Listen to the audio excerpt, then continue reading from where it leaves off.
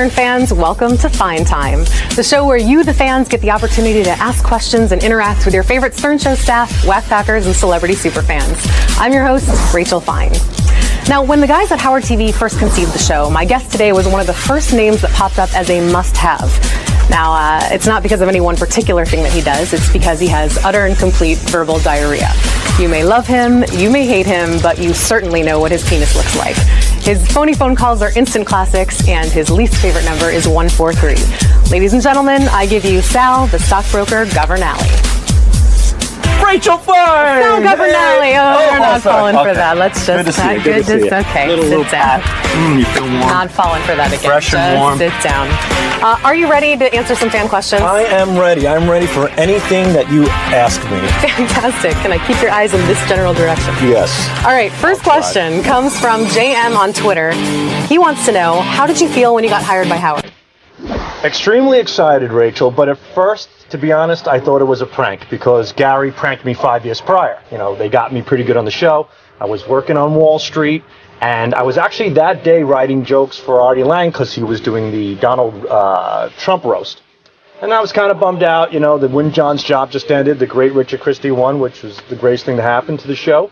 And I got a call like, hello, you know, Hal was thinking we'd like to give you a shot here. And I'm like, are you kidding me? Sure enough, I got invited into the show, and it's been 7 years later. So it's been great. Wouldn't be the same without you. Oh, thank you. Next question came in from Facebook. This is from John R. He says, F, marry, kill, Richard, Howard, and Robin, and explain your reasons. Okay. Well, definitely marry Richard because I love him, and he's my second wife. I would probably fuck Howard because it would make for great radio. Robin, you won't believe what happened to me last night. What, Howard? Sal fucked me up the ass. Oh my God, don't tell me that.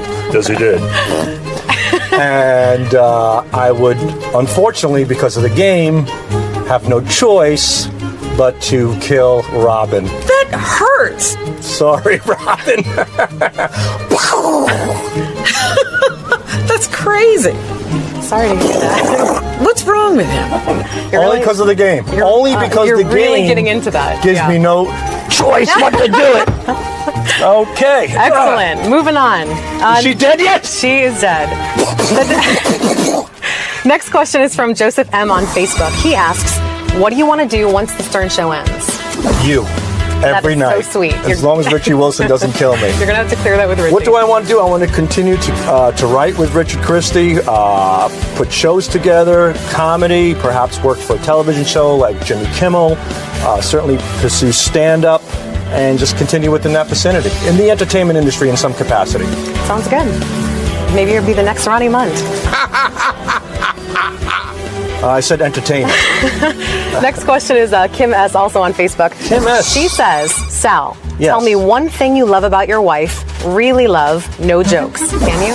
Yes, of course. My wife is a spectacular and awesome mother. Really, really great. That's one. I could tell you a few. Give me another. I think she's absolutely beautiful. I think she has a great personality. And I also think if it wasn't for her, 80% of my material would be out the window. She always says to me that, you know, if it wasn't for me, you wouldn't have anything. And to some point, that's true. You know, the price that we pay for that is a different story. Good shot! But it's certainly the truth. She's really good. She's a good source of your comedy. Yeah, she's got a good sense of humor. So romantic. Next one, also from Twitter, is from Roger. He says, how did you ever pass the Series 7 exam? I studied every day. I actually made it a job. I got up at 9 in the morning and I went to my kitchen table and I stayed there till 5 p.m. And the only time I took a break was at noon. Like I took a lunch break and I would put on The Price is Right during my lunch break. And I watched The Price is Right, and then I went back to studying, and I studied real hard. I crammed it all in, and I got an 86 first time out. Nice. Do you think if you took it again today without preparing, you'd pass it? 68. It would take some time, but I can certainly pass it again. Nice. Next question, also from Twitter, is from Stacy. Stacy says, is Gary still eating black and white cookies with crumbs running down his chin? Well, I would have to say yes, I am. I love them, and there's nothing better to put me to sleep quicker than a good old batch of black and white cookies right after I'm done playing solitaire, boy. Sorry to wake you up. Next one came in from Facebook. This is from Scott M. Oh, Scott. From Scott. Sal, what do you do all day other than the prank calls? Well, that's a good question. We do song parodies. We listen to listener submissions. We put bits together. We put games together, like the Debbie the Come game today. We also write when people go out on the street. Rich and I actually go on the street a lot, so we're constantly coming up with new concepts for the street, like Occupy Wall Street, like going to Harlem, talking about topical topics there. While the show was on, during the course of the show, I and Richard also sent Howard jokes and media during the course of the show through Will and Steve on the computer. We submit jokes for other people as well, like Evil Dave. When George Takei comes in, we write the announces for him. So constantly doing stuff. You're a busy guy. Yeah. Jose N on Facebook says, has there ever been one call that you really loved but couldn't play it on the show? Yes, there are quite a few, and there's one in particular that we really love. It took about 6 months to produce.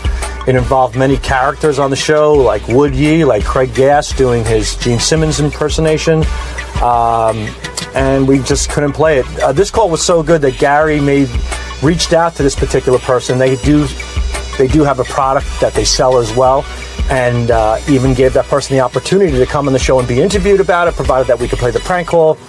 Still didn't happen. There are a lot of great prank calls that we just can't play. People say no, and that's it. No is no. Everything that we do, we get a consent for. And if we don't get the consent, we can't play it. What percentage doesn't make it through? I would say lately it's been like 40-70 in our favor. About 40% does not make it through. 40%. Do you recognize that 40 plus 70 is more than 100? Oh, my God, I just realized that. 40-60. 40-65? Yeah. Can we go back to the Series 7 question? Yeah. Michael G God. tweeted us. So embarrassed. Sal, is your hair growing back with the fake propecia? Feel it. What do you think? It actually looks good. It looks pretty full. Yeah. Wait, I didn't feel it before. So Well, it was called Propecia, and I got it from India. I went to this website online because Propecia is very expensive, and I can't afford it. So I looked online, and I received this Indian Propecia called Apecia. And I tried that for a little bit, but I was getting some wacky side effects. So I stopped that, but what I'm doing now is I'm doing Rogaine twice a day. I do the Rogaine foam. Get right in the peaks, rub it in, go to the back. How's the back look? It looks good. Yeah, fill it up there.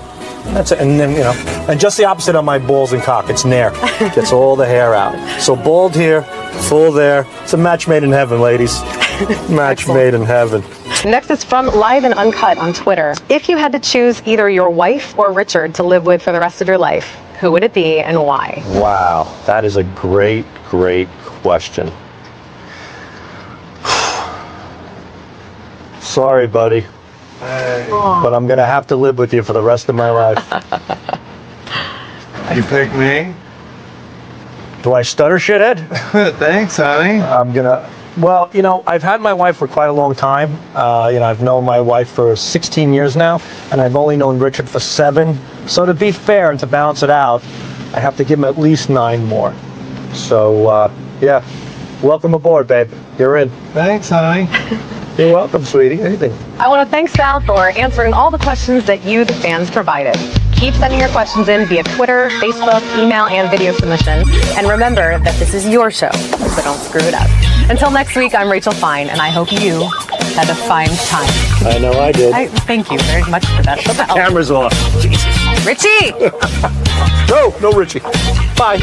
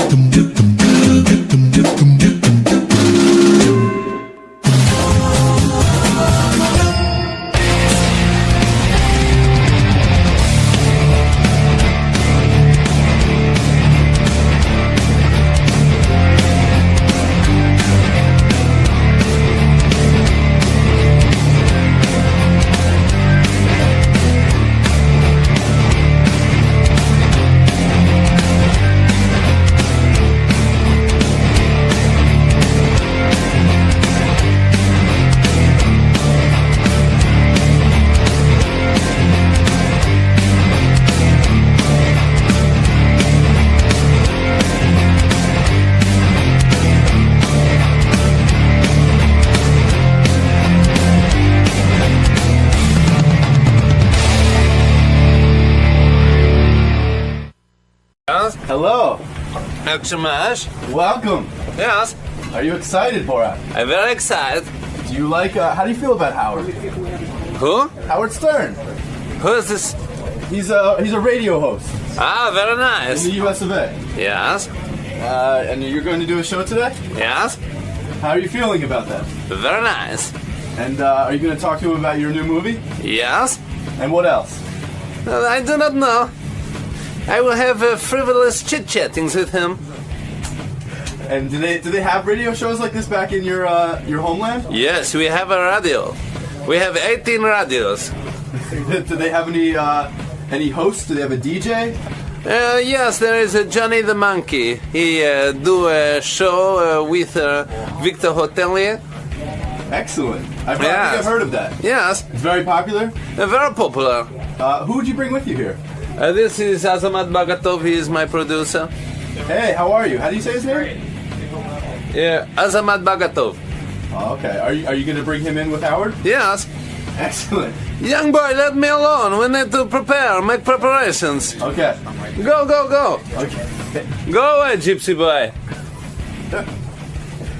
You want to be left alone? Yes, Okay. we need to make hand party. Okay. Borat is here, and Borat has a big movie coming out. It's called Borat Cultural Learnings of America from Make Benefit Glorious Nation of Kazakhstan, opening this Friday in theaters everywhere. Here is Borat. I'm just calling it Borat. You call it Borat the movie. It has a very long title, Artie. You have to say it all when you get a ticket. That is Borat right there. There he is. He's very famous. That is him. Wow. That's Borat. Hello. One of the chocolate people is here.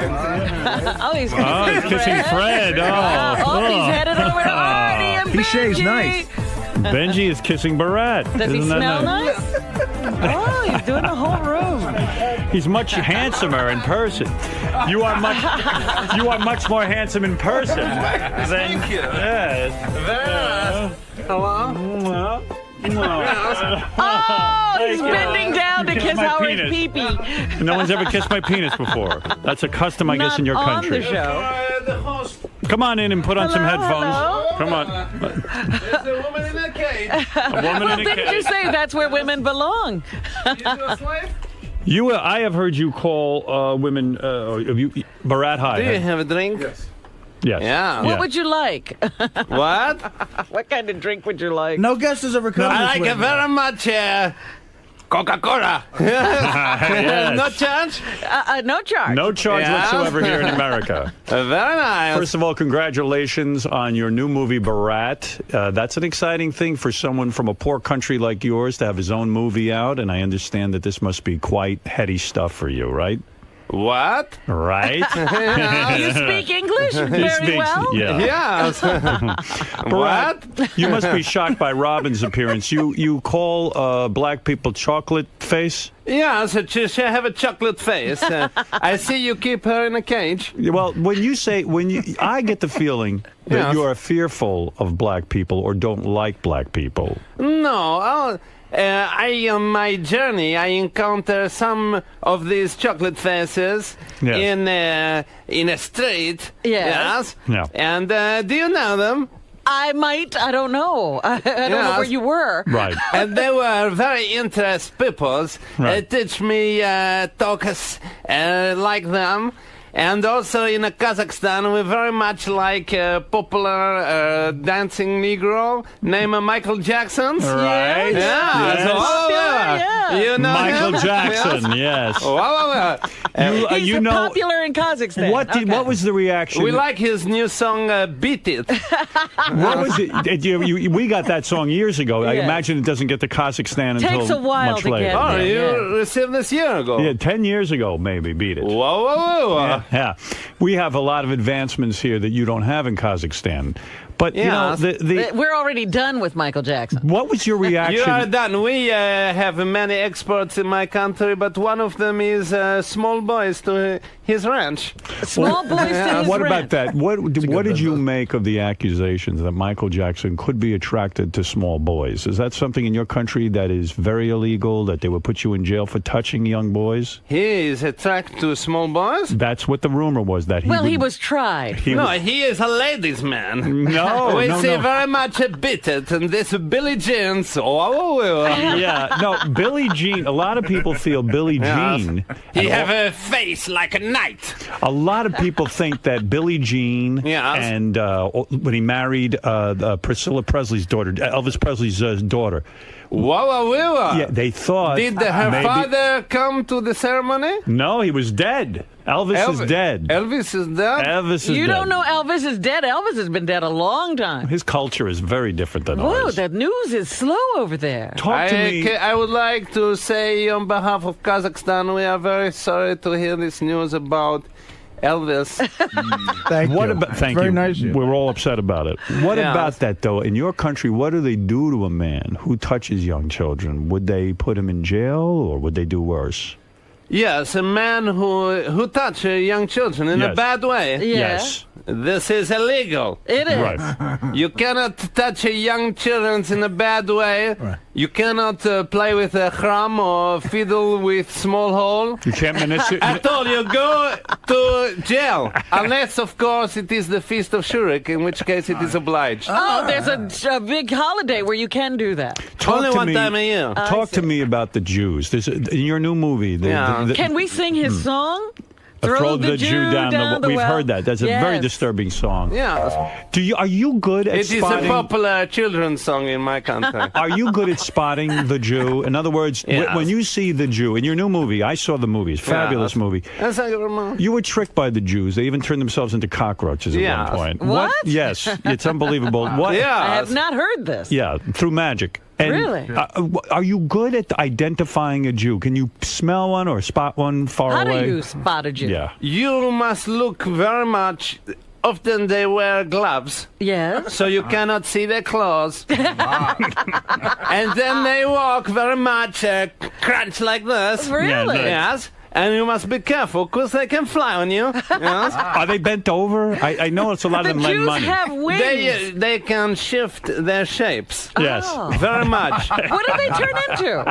Anything they want. We know, as you know, the world was created when Ukta, the great hawk, laid an egg over 1,023 years ago. Of course, yeah. And picked out all the countries of the world, starting with Kazakhstan. Right. Before he went off to be and have another egg stolen by Nurjan, the giant Jewish mongoose. Explain Stole something to the me, egg. because I don't understand the history of your country. A lot of the countries, Yes.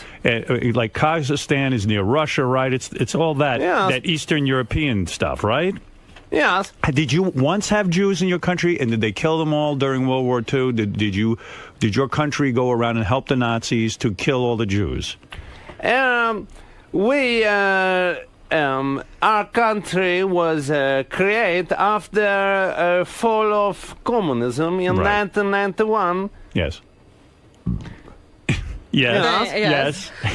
And then, Ooh, that burp really smelled. What did you have for breakfast? yes, Yes. I ate the breakfast. Yes. Yes. Yes, What- please. Tell me about the history with the. You like to laugh? Oh, dear. Did your country at one point? Did your country at one point have Jews and they killed them all? No, we have Jews. They Yeah. have a very nice life. In Right. fact, Are they rich? I live 3 miles north from the fence of Jewtown. There's Right. a fence. There's a Jew town. Yes. Right. I want to test you and see how good you are at identifying Jews. I'm going to show you Yeah, pictures of no some. problem. I'm going to show you pictures of Hollywood celebrities. Some of Yes. them are Jews, and some What, of them you- are not. You have a Jews as celebrity? Yes. Not in your country. Huh? Hollywood is very much in the control of the.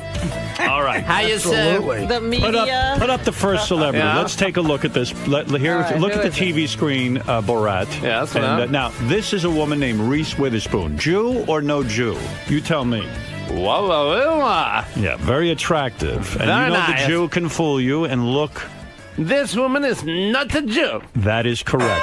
She is All not a right. Jew. That is one right, Barat. Absolutely. What does he win? All right, here we go. Notice Being in a in all these pictures we hide the people's hands so you can't see Yeah, their you can't clothes. see the Yes, I claws. cannot see their clothes. All right, here is a But I rock can star. see their horns. Yes, here is a rock star in our country known as Pink. Take a look at this picture of Pink and tell me, is she a Jew or not a Jew? Whoa.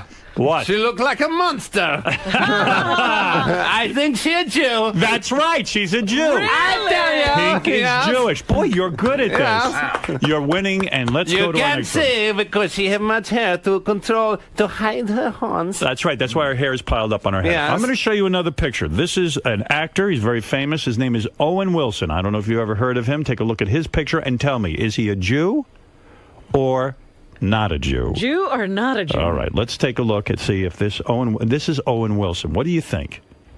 Look at the nose. She is very nice. Yes. She is not a Jew. You're right. She's not a Jew. Yeah. Yeah, that's right. She's nice, but Boy, not a you Jew. are terrific.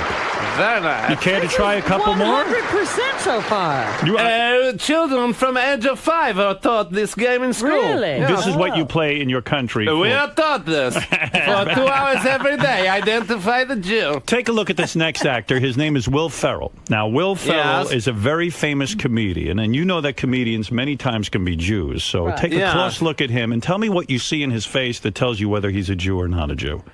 This man do not look like a Jew, but I think maybe he is a luli, a man who goes to edge of forest to make bang, bang, bang in anus. You think he might be Oh. gay? Yes. He does like to show his body, and you're right, he's not a Jew. Again, you're right. And Yeah. I would have guessed he was a Jew. But look at Do the you kinky think hair. he's gay? He might be He gay. have look at the eyes. He have no mustache. I'm going to give you two more. Two more. Yes. All right, let's see how you do, because I'm impressed. This is an actor and comedian. His name is Ben Stiller. He is a famous comedian. Is he a Jew or no Jew? He is not Jew. Really? Well, he's half a Jew. He is half a Jew. That's right. His father's a Jew. Oh, good. I am sorry. How did he get his position? Because the Jew decided they want another Jew to tell their story to the rest of the world. How about what about are there any Jews in this room, Barat? Yeah. Do you see Are any there any Jews Jews here? in this room? We wouldn't have any Jews in a room with you. so Thank you very much. We You know would not better. insult me. Finally, an insult. I'm going to give you one more Jew or no Jew. All right. Yes. Here is a picture. This actress, very famous name, Kate Hudson. Kate Hudson. Maybe you've even Yes. seen her in your country. Very Whoa, beautiful. whoa, whoa. All right. That How gives- much? Does that exactly? She is very nice. She's not cheap. I can assure Wow, you yeah. that. Jew or no Jew, Kate Hudson? She's no Jew. She's Jew. Goldie Hawn is her mother and a Jew. Can you believe Impossible. that? Impossible. Full Jew? Half Jew. Half She's Jew? half. Maybe that's what But fooled where you. is her beard? No beard. Maybe she shaved. I don't know. Maybe because she's half a Jew. Yeah, you got to be full for Yeah. the meter She to go do up. not look like a Jew. What but can- this is why Jews are crafty. They can Dangerous. they can make a disguise. You do not know where the Jew, and then pounce. Pounce on Yeah? them. What can you tell my listeners about spotting a Jew? Because in this country, we're not educated like you are. I say, firstly, look for claws. Right. Secondly, check for hat. Take out the hat. Beanie. Yes. Yes. Binny? Beanie, the yarmulke. The yarmulke? Yeah, Yes, it's a beanie. but if they wear a hat, look underneath. Maybe they have horns. All right. And if you don't see horns, they can be ground down. Yes. Check very much. And also check if they are counting money. Right. Can I say, this Melvin Gibson's? Yes. Mel What did you Gibson, think? yes. Did you hear about that in Kazakhstan? Yes. Yeah.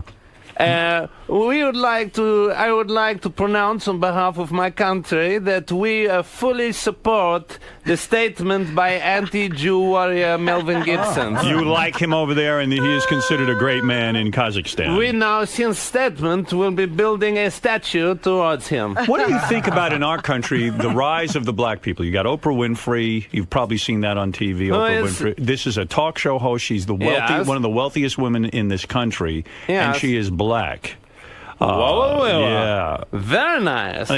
Yes. She is your friend? No, unfortunately, I don't know her. You feel like all the blacks must know each other, right? It's like a Yeah. club. Club. Yeah. I feel that way as well. I feel Robin knows Oprah too. She's not telling us. You've done very well at identifying Jews, and I'm impressed with that. Yes. And one of the themes of your movie is sex. You even claim that sex. You're very good at You're it, very I good heard, at it and yes. stuff. What is Yes, I am very nice. I am thick like a can of Pepsi. it in your new Yes. in your new Yes. Barat movie? You're even nude with a man. Yes. Yes, and naked in the bed. He You is. do men? What? You have sex with men? No. No. No? No, I am naked with a man. Yeah. And I do what's not the make a purpose? sexy time with a man. No. Talk about sex in your country and talk about sex. Can I make clear this is a part of movie film where this me and my producer Azamat Bagatov, who I bring with me today. Oh, is he here? Yes. Oh, he's here. Yes. Oh, bring him in. I bring him in. Do you want to bring him in? If Maybe you want, you don't. Yes, if you want, bring him in. We can bring him in. He is fat. He is fat. You were in bed with There this he is. man? Oh, my goodness. They're nude in the movie. The two my of them are nude. goodness. He is a fat. You two wrestle each other nude and do 69 on one another in the new movie, right? הוא אמר שכאילו שאנחנו עושים משהו ביחד. Yes. Yes, yes. Let me ask you about sex, if I may. When you... Azamat do not have so much sexy time anymore. No. The women in your country are very ugly, right? I mean, you fall in love in your movie with It's not true. Well, Pamela Anderson is gorgeous. Very nice. They don't Yes. have women that look like that in Kazakhstan. But we have Miss Kazakhstan, Karilgash Atmova. Uh-huh. Very nice. Yes. She have. We say we do not like when the teeth make standing. We like it more to make a dangle. Right. Oh. And many of our ladies, for a beauty tip, they attach rock to end of teeth. Right. Karel Gachatmova, she have make teeth that make dangle 1.3 meter. Wow. 1.4 including milk valve. Talk to me about what kind of sex you like. Do you like to mount a woman from behind? Do you like to get on top of her and face to face? How I do you like, like to take a woman? What do you mean from behind? A dog style. Yes, in Kazakhstan we like very much sex position dog style. Right. Where the man stand upright, naked, and the dog stand like this. Right. I don't mean when you make love to a dog. You make love to dogs? No, I'm talking about when... Only on the Feast of Shurik. Okay. I'm talking about when a woman gets down on all fours like a Yes. dog. And I imagine with the hygiene in your country and the fact that bathing is not so easy, you could catch a whiff, a smell from a Yes. woman's ass. And that could Why? be very bad, right? Yes. Yes. Well, is that a tough position for you to get a smell of ass when a woman is in the dog position? You do not do a dog position with a woman. What do Right. you do? It is considered impolite. Right. We like very much American position. 69 blowjobs. Very nice. High five. High five. אז אמרתי להם שזה יפה שאנחנו עושים את הבלוג'וב. Yes. Very nice. What would you do if you... He like. What would you He like to do? tell it he like. He like What that. would you Yeah. do if you ever accidentally had sex with a Jew? Like, that could happen. You could be fooled. You did get It's fooled. not possible. Kate Hudson fooled you. She's half a Jew. She had no beard. She had no horns. Yes. She could fool you and have sex with you. Yes. What would you do to yourself, or what would you do to the Jew who fooled you? I wear around my neck a jar of gypsy tears Right. that protect me from diseases such as flu and AIDS.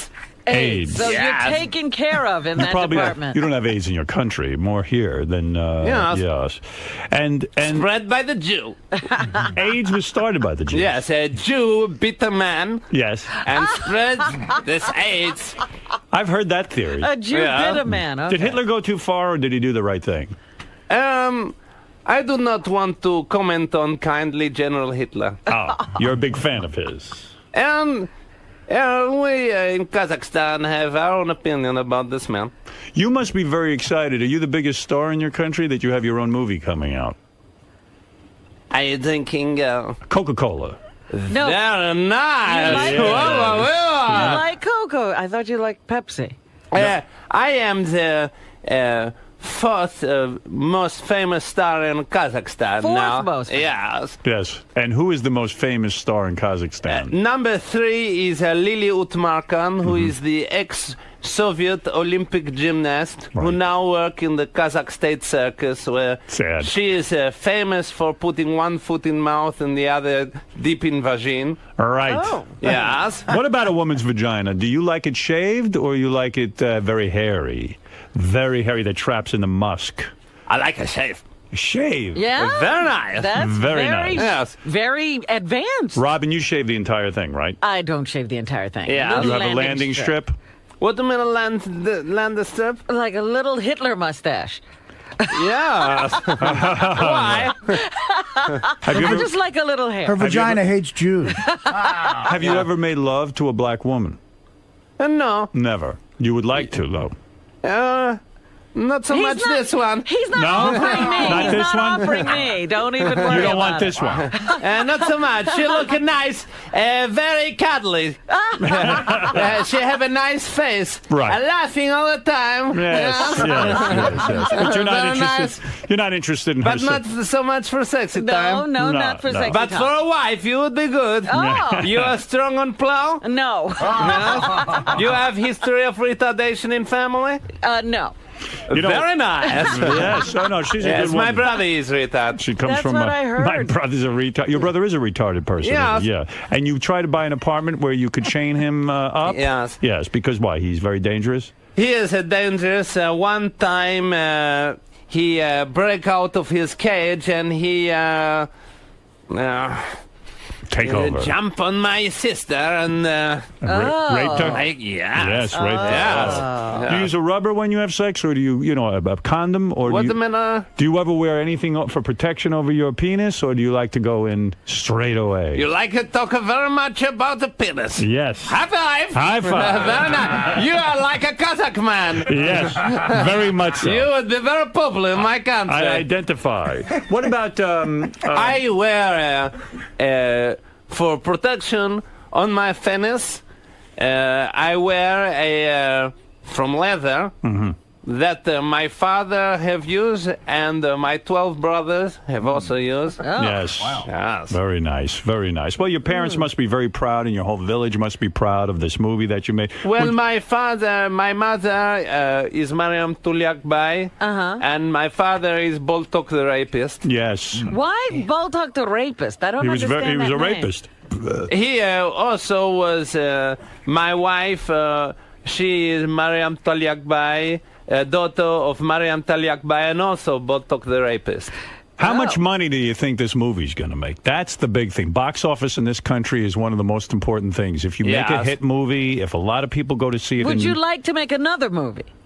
Yes, but this movie already have been great success in my country. Right. Oh, yeah? Where it knocked the top spot away from a movie film King Kong. Yes. Yes, Yes. which had been #1 film in Kazakhstan ever since it was released in Wow. 1932. That's impressive.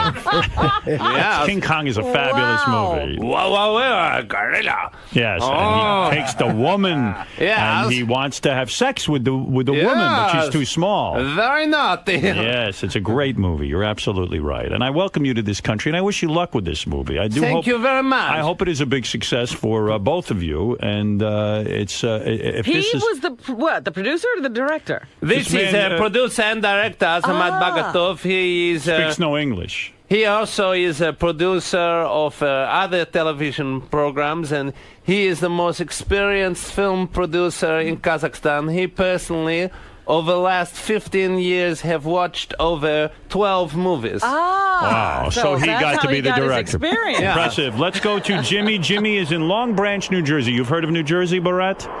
Yes. And the Jersey. Yeah. Jimmy, go ahead. You're on the air. Hey now. Yes. Hey, Borat, what's up, buddy? What? I heard this guy hasn't washed his suit in about 5 years. Well, He looks very he clean. looks terrific. Yeah, he really looks does. very Yeah. Wears clean. the same suit. Barat, But he says, oh, sorry, go ahead, Alex. I want to congratulate Barat, and I want to wish him the best of luck with the movie. Thank you very much. I know it comes out Friday. And that is a big day for you. And we'll be following your success. I think the movie's going to be big. If it's not a success, I will be executed. I bet. In show business, that can happen. Terrible. But I was wondering if success would go to his head. If you're very successful, will you start sleeping with Hollywood stars? Yeah. Which star would you love to sleep with more than any other star that you can think of? I would very much like to sleep with this very pretty Hollywood starlet, Elizabeth Taylor. We see her new movie film, Cleopatra. Yes. Very nice. Really? Yeah. Well, you might get your chance. She's a Jew. Oh.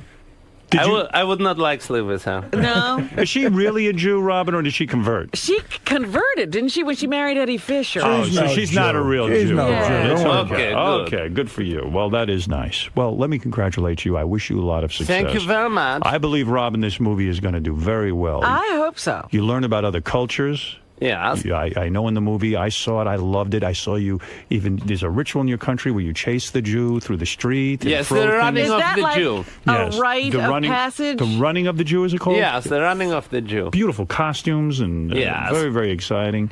Well, And I talked to a bunch of college students this past week, and they're all very excited to see your movie. Ah, very nice. Yes, And the that's who you college want. Kids love you. You want young people to see it because the young people go to the movie sometimes 2 and 3 times over and over again. Like a retard, they'll go see the same thing over and over and over again. Whoa. And that's what you need. Yeah. That's Would what you like to need. be number 1 at the box office?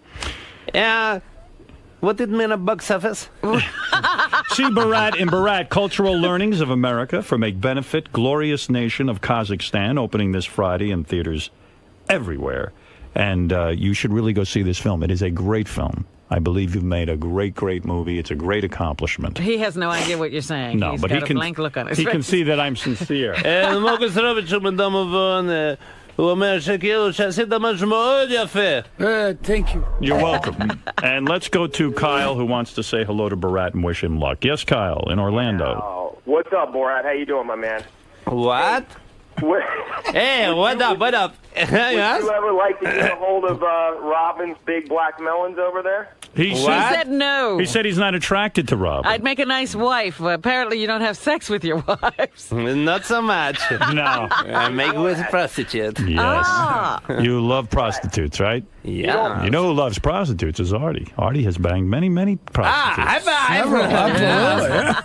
What was your Very best? nice. I could take Barat around town, maybe. What was your it's Barat, good. What was your best experience with a Get prostitute? his pipes clean. Did you ever have 2 prostitutes at the same time, 2 women at the same time, or? Not so much. Right. Which kind of prostitutes? You go down to the Midtown Tunnel and you get blowjobs? Last night, we went to a nightclub Go ahead. in Chelsea. Yes. Yes, very nice, called the Cock. The cock. Yes. Yes. And we go in there. There are maybe 200 men's and only 1 woman's. Oh. And who did the woman choose? She chose a Borat. Oh, really? Yes.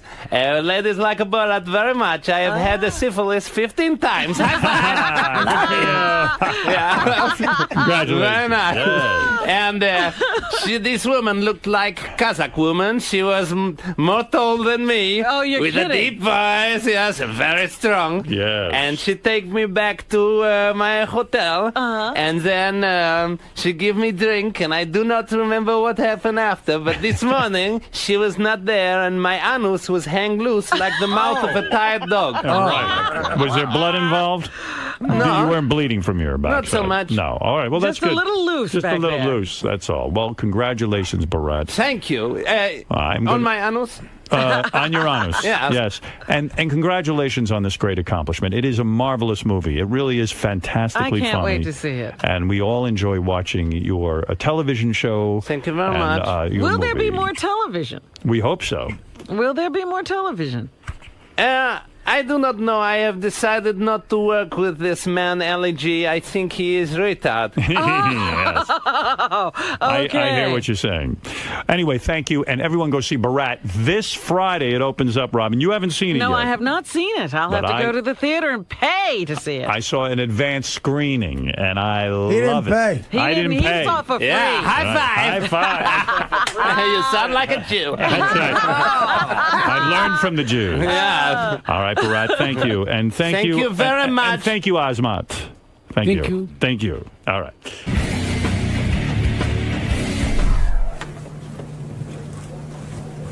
Oh, Gary, I was. You know what? You know, Britt. We're just gonna have him talk to her for a second. Okay. All right, it's fine. Laura, how was it in there? Very nice peoples. What was it like to meet Mr. Stern? Which one was he? He was the tall gentleman with the long hair and the dark sunglasses. Yes, very handsome, very sexy man. He made you play a game in there called Guess Who's the Jew?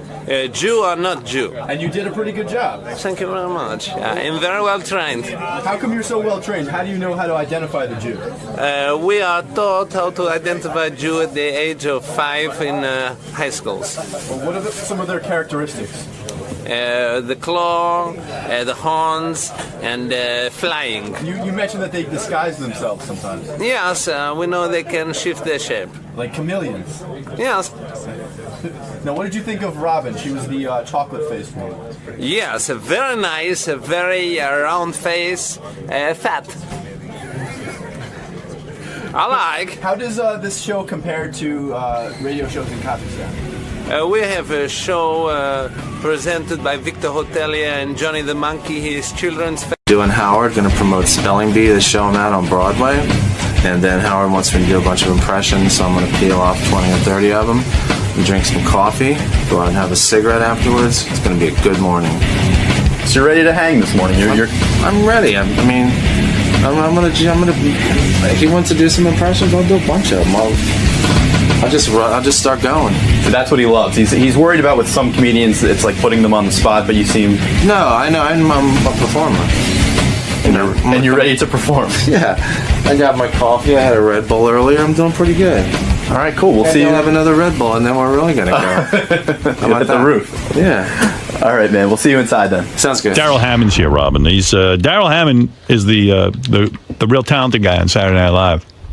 Yeah, the guy they build every other cast around.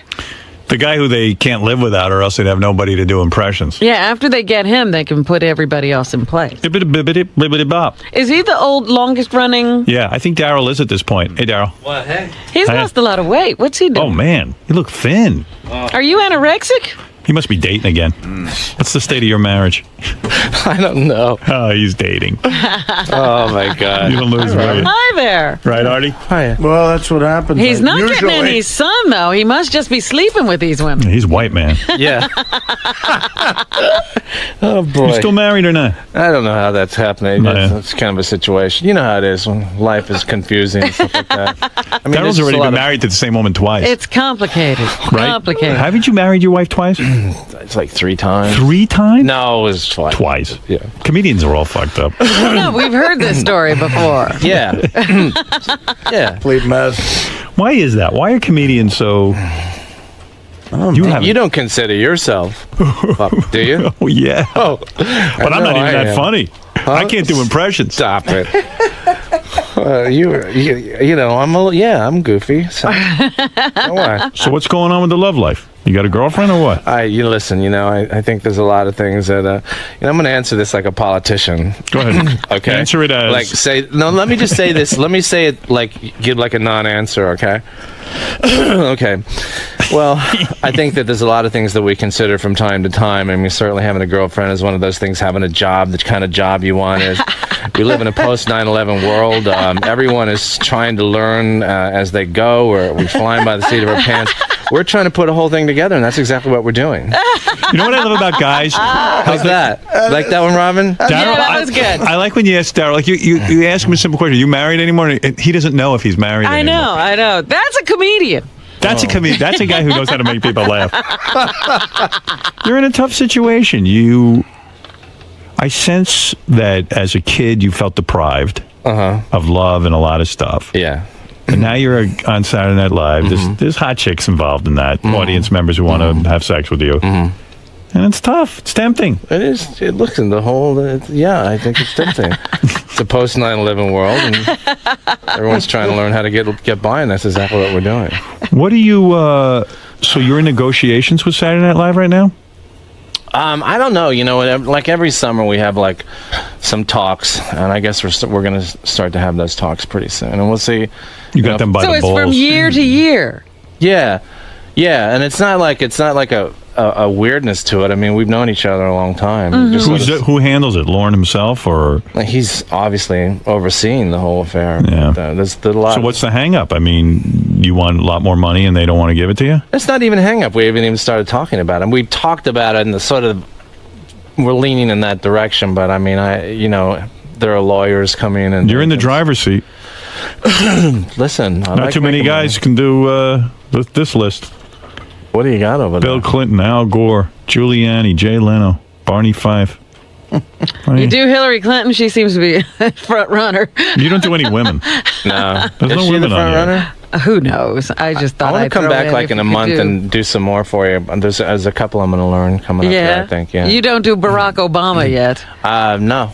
But I want to come back. If you guys, when I do Caroline's in a month or something. But who are you working on? Nothing. I've been trying to work on this spelling bee, but spelling bee. Imus was pretty funny this year. Do you do Imus? I did Imus, dude. No, I never heard that. I wish I wouldn't have said it. I'm sorry that I said it, but I was using my words. I was talking.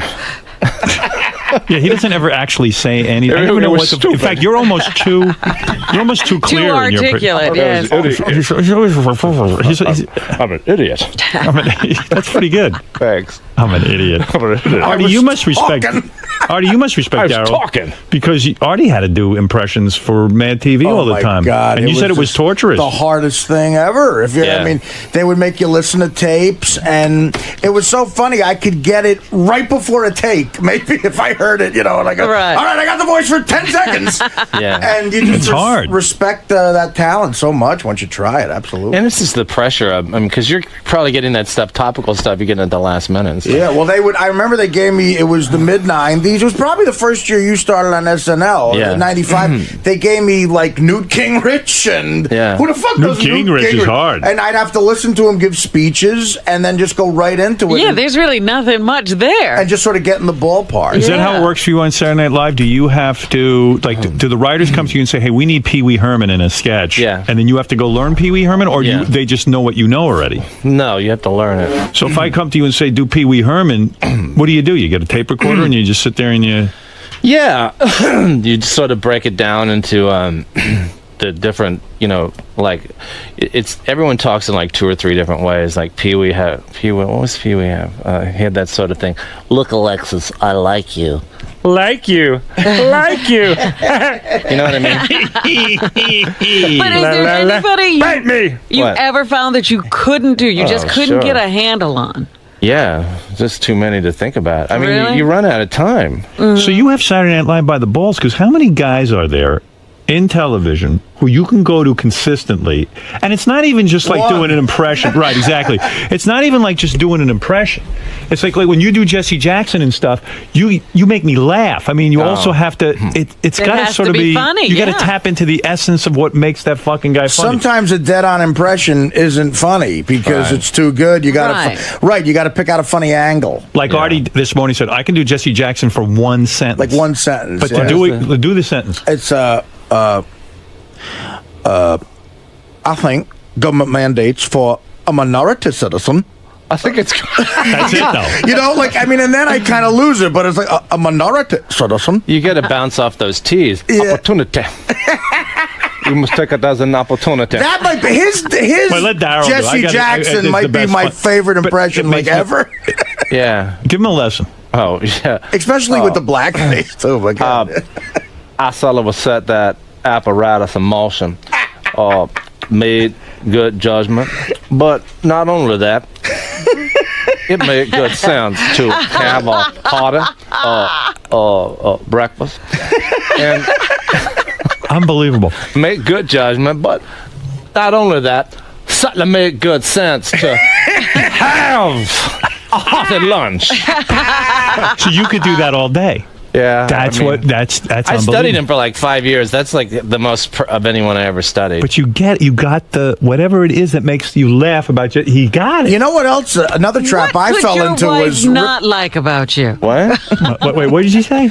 No, I was saying what a trap I fell into with impressions was sometimes I would imitate a guy doing the imitation. Like Right. you'd steal the funny angle they thought of. Yeah, I see like that I with- had to do Ed McMahon once, and I found myself just doing a bad impression of Phil Hartman doing Ed McMahon. Yeah. I kept going, "You are correct," and that's I know, just that's hacky and awful. But Well, I see that with like a president. A president gets into office, and then there's one guy who figures it out, Yeah. and then everybody does his impression. Right. You do Bush? No, you don't do Bush on I never SNL. did Bush. No. But there's some other guy that does Bush, and I see it with him. He struggles with it. It's not that easy to hold. who does him really good? There's a guy. Isn't a guy in SNL does him right now, right? Yeah, Jason Sudeikis does a great job. Oh, He does?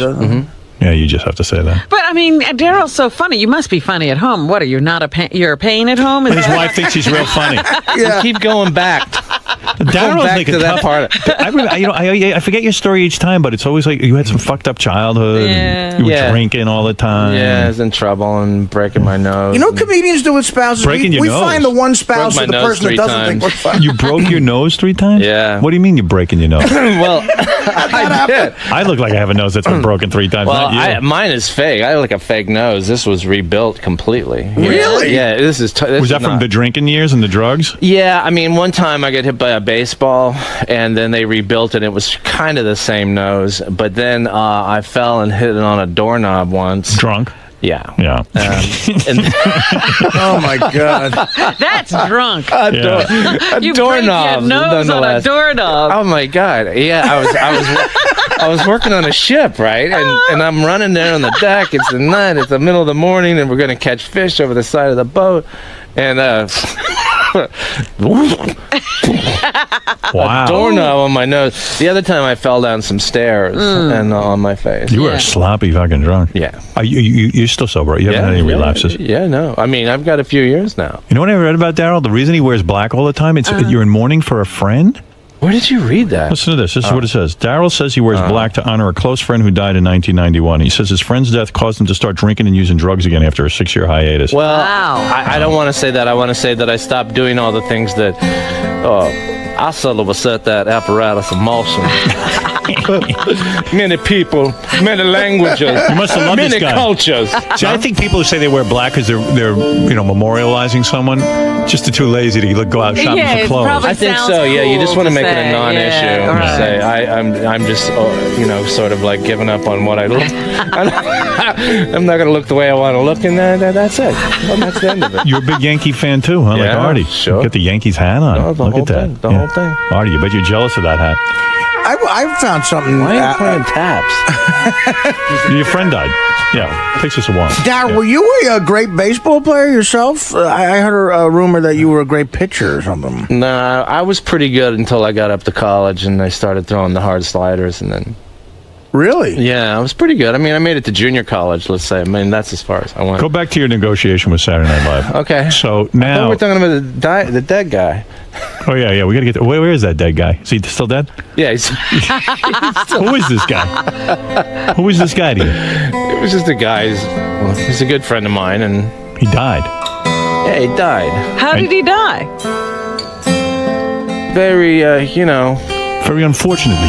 it was very unfortunate the way it happened. Wait, everything's Really? a secret with you. I know, it's like odd. What did you didn't kill him, did you? Did you kill this guy? No, Is that why you feel bad? no, I didn't kill the guy. He, He killed himself. yeah. So listen, that's Everything is sad in your Sad life. with you. no, it's You don't even know if you're married. Huh? You living at home? Where are you living right now? I don't know. What? I got a doesn't know. place. I Do got you have a place? Oh, you're living in your own I place? got a place uptown. I ran into you up there at Reebok one day. Do you remember that? Oh, yeah, that was a long time ago. Yeah, it though. was like a year ago. Oh, this is a while. It's been a year. You should never get married again. You're not No? good at it. I'm not really good at that stuff. I'm No. not the loving kind. No, if you've been married 3 times to the same person, it's You're ridiculous. still married, right? No. I'm But you're divorced. happy. I'm engaged. Yeah. Yeah, I'm happy. Yeah, but you're pretty good at it. Yeah, but I don't keep marrying the same woman over and over again. Well, listen, I'm not. I know There's a lot better of than things that. I'm not good at. There's not, you know. How do you make that move? Like, how did you end up like divorcing and then getting remarried? I don't know how it happened. To be honest with you. Like everything is happening and Daryl doesn't know how. Yeah, that's the way I'm playing it. That's the way we're working it today. Yeah, what gives you the confidence to say it's going to work this time? The same person. Yeah, who sit here together? What is that making you laugh? Yes. I like it. Now, here you go. Like, many languages, many cultures, many people. Who sit here together? Who can what?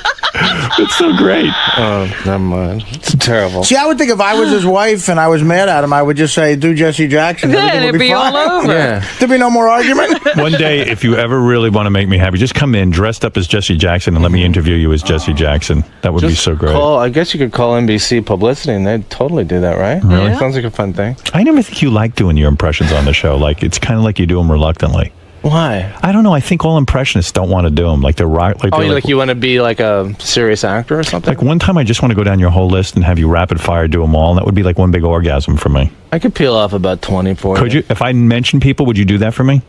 Please, it's just probably, try it. It's probably better for me just to peel off a bunch. Really? Because I can't. All right, go ahead, so- peel off. Half of those. You don't do anymore. I can't even remember doing them. It's a shame. Yeah, but I mean, I could work it back. Who would you up. peel off? Let me hear you. Please peel off. I swear, I will All come in right, my let pants. me peel. We did Pee Wee, right? Yeah. Let's say, how do we do Pee Wee? Okay, Popeye. Porky Pig. Oh, and the Sylvester, what are you doing with that rope and that razor?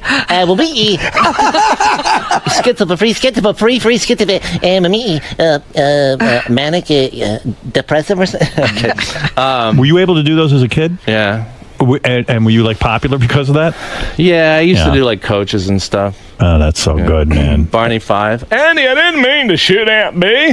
What were Barney 5? Well, why do you stop him like after 3 seconds? I don't know. You won't keep You going? told me to peel a bunch off. But give me 3 more seconds of Barney 5. All right, let me get back into Barney. Let's see. During our lifetime, we travel many roads. There are big roads and little roads, rocky roads and smooth roads, dirt highways and improved roads. That's the greatest. That is the fucking greatest thing How could you ever. not be the most popular kid in school if you could do that? Yeah. And then do all your teachers and everyone else. Yeah. Yeah, Barney's the favorite of all time, really, that I ever did. It's so good. Yeah. And he was such a cool character. Yeah, and when I was starting, it was a popular thing down south if you could do Barney. And of course, I didn't know what to do. I'd be up on stage, I'd be so scared, so I'd start doing blue stuff, as Barney. Just ridiculous stuff. Andy! Oh, Andy! Hope he's out in the backyard bopping his baloney. Andy! Oh, Andy! Just stupid stuff like that. But people, Did you get any more graphic than that? No, I think Bop the Baloney was like. Because then it's too over the top, right? I think so. You never resorted to going down that road, the real blue material? Yeah, I used to. Yeah, you did. I had some real blue stuff. Sure. Who was the dirty impression? Who did you do? I didn't do that as an impression. I can't. Barney never ate out Aunt This is B? the thing about when I come on the show. I always think I ain't saying nothing today. Get me? Nothing. All right, wait. But Tell you me end up this getting it out. You're getting everything out of me. It's like it's useless. Just come in and spill. That's all. What is the thing? It was letters to the Penthouse Forum. I used to do letters to the Penthouse Forum. And as who? Just as different voices. Like who would you do? What? I don't know. I would just throw in different I need an voices. example. Dear Penthouse, I never thought it would happen to me, but I was skydiving at 1,500 feet the other day when, lo and behold, my skydiving partner turned out to be a man, but not a woman.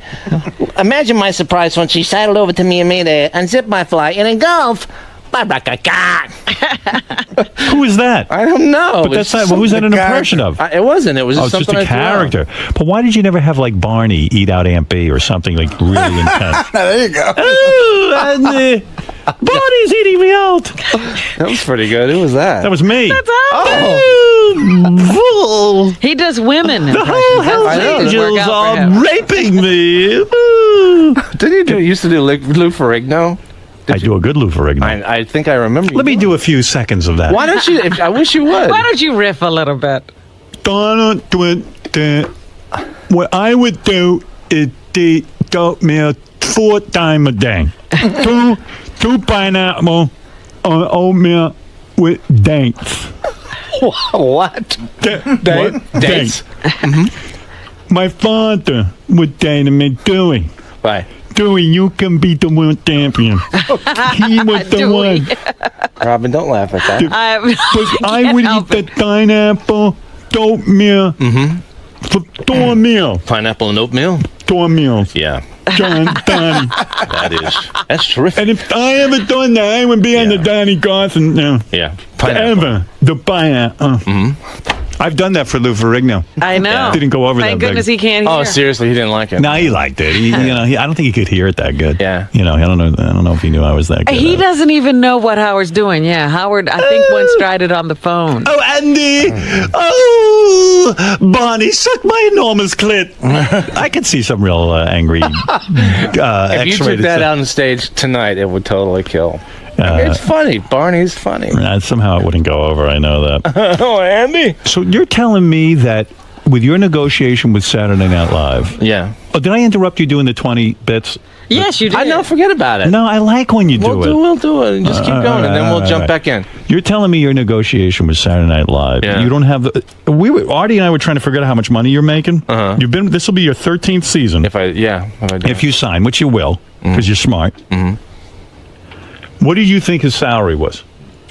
After 13 years on SNL, I'd say between 20 and 25 grand an episode. Really? And we were all thinking it was more or less? I'm thinking... Is that good or bad? Here's a guy who's unbelievably talented. That's late night compared to prime time. Prime time, that's a low salary, That's like entry level prime time. Yeah. Daryl. Now, I could be completely wrong. I don't know. How many episodes a year are there? 20. 20. Yeah. Is Artie in the ballpark on this? Because it seems to me you could get a lot more money. I think it's an interesting question. You're saying you make more You than like that? it when I play the politician, don't you, right? I do. Is it possible to make... Because Lauren's a pretty cheap guy, infamously cheap. Isn't he a Jew? Stop that. Ridiculous. If Artie's calculation is correct, that's about $400,000 a year, which is, hey, that's nice money. Don't get me wrong. Yeah. But you're a television star. Yeah. The show is kind of almost built around you in a sense. You're the go-to guy whenever they need the new impression. And Here's why there's no justice in that, because Eddie Dumbfuck on Scrubs is making 40 grand. Right. And he started at 30. Right. You know what I mean? Like, that's... And again, I went from Mad TV, which was $8 grand a week. My first year at Norm was 30 grand a week, and I was doing nothing. Right. And adding nothing to television. I mean, there's no justice in that sense. Now, 13 years, that's territory no one else has ever been in. Maybe I'm wrong, but I would think it's... And this is network. Are you the highest paid guy? But it's late night. It's AFTRA, not SAG. It's a different thing. What's really weird to me is, like, I don't even think of myself as like an impressionist. It's like a Saturday Night Live thing. This has all been about Saturday Night Live. Yeah, but you do impressions. Yeah. I know, but you learn them. It's like you learn them in a few days. It's not that easy. So you're saying that's it's a talent, man. Could you imagine going to... Forget the ones he can do. Could you imagine going to a guy and saying, look, we need this because he's in the news this week, and he gets it? I know. That's what I'm saying. They need him. They usually throw somebody out of there after a couple of seasons. So he's got to be $100,000 an episode guy. Come on, Daryl, out with it. That ain't late night network TV, Robin, unfortunately. After 13 years? Daryl? I don't know. Come on.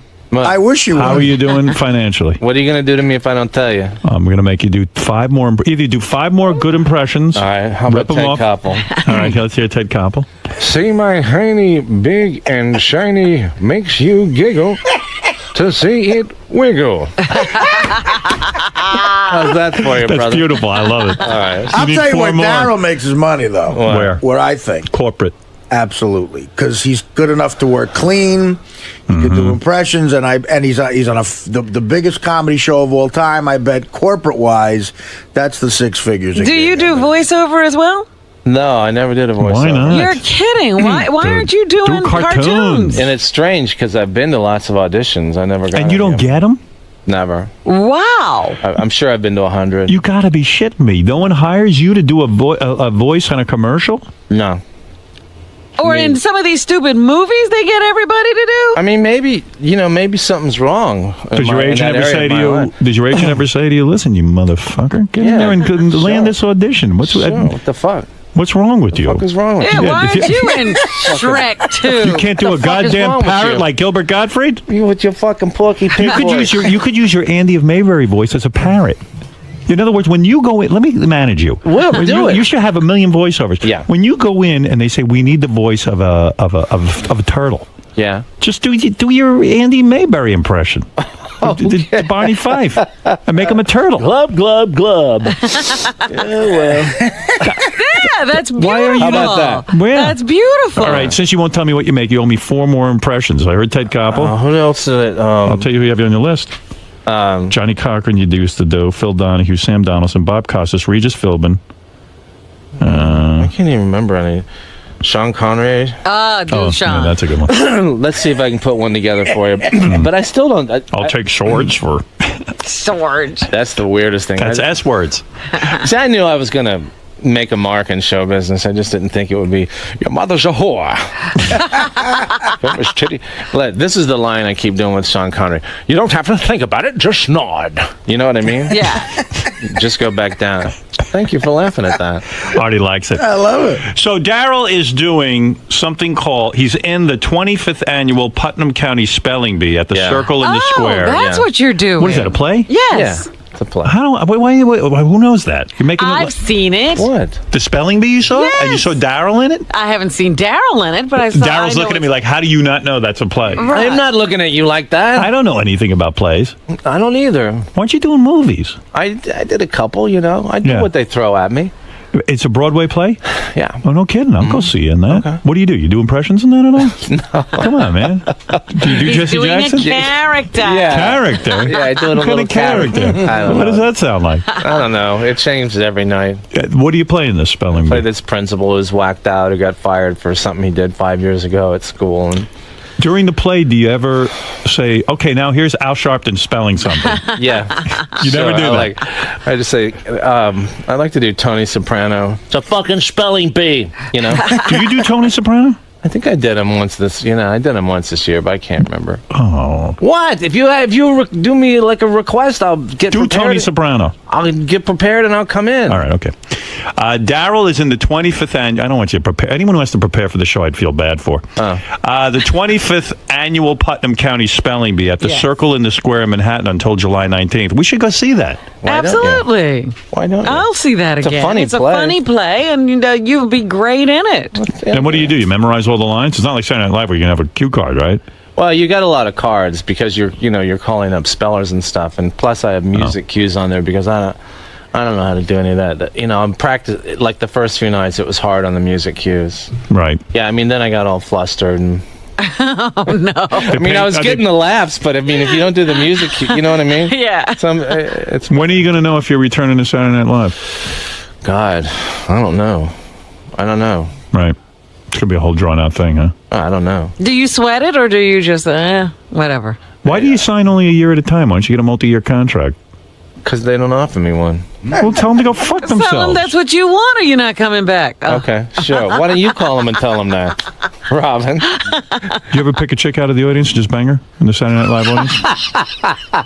All right, never. All right, look. See, I guess not. Maybe he has.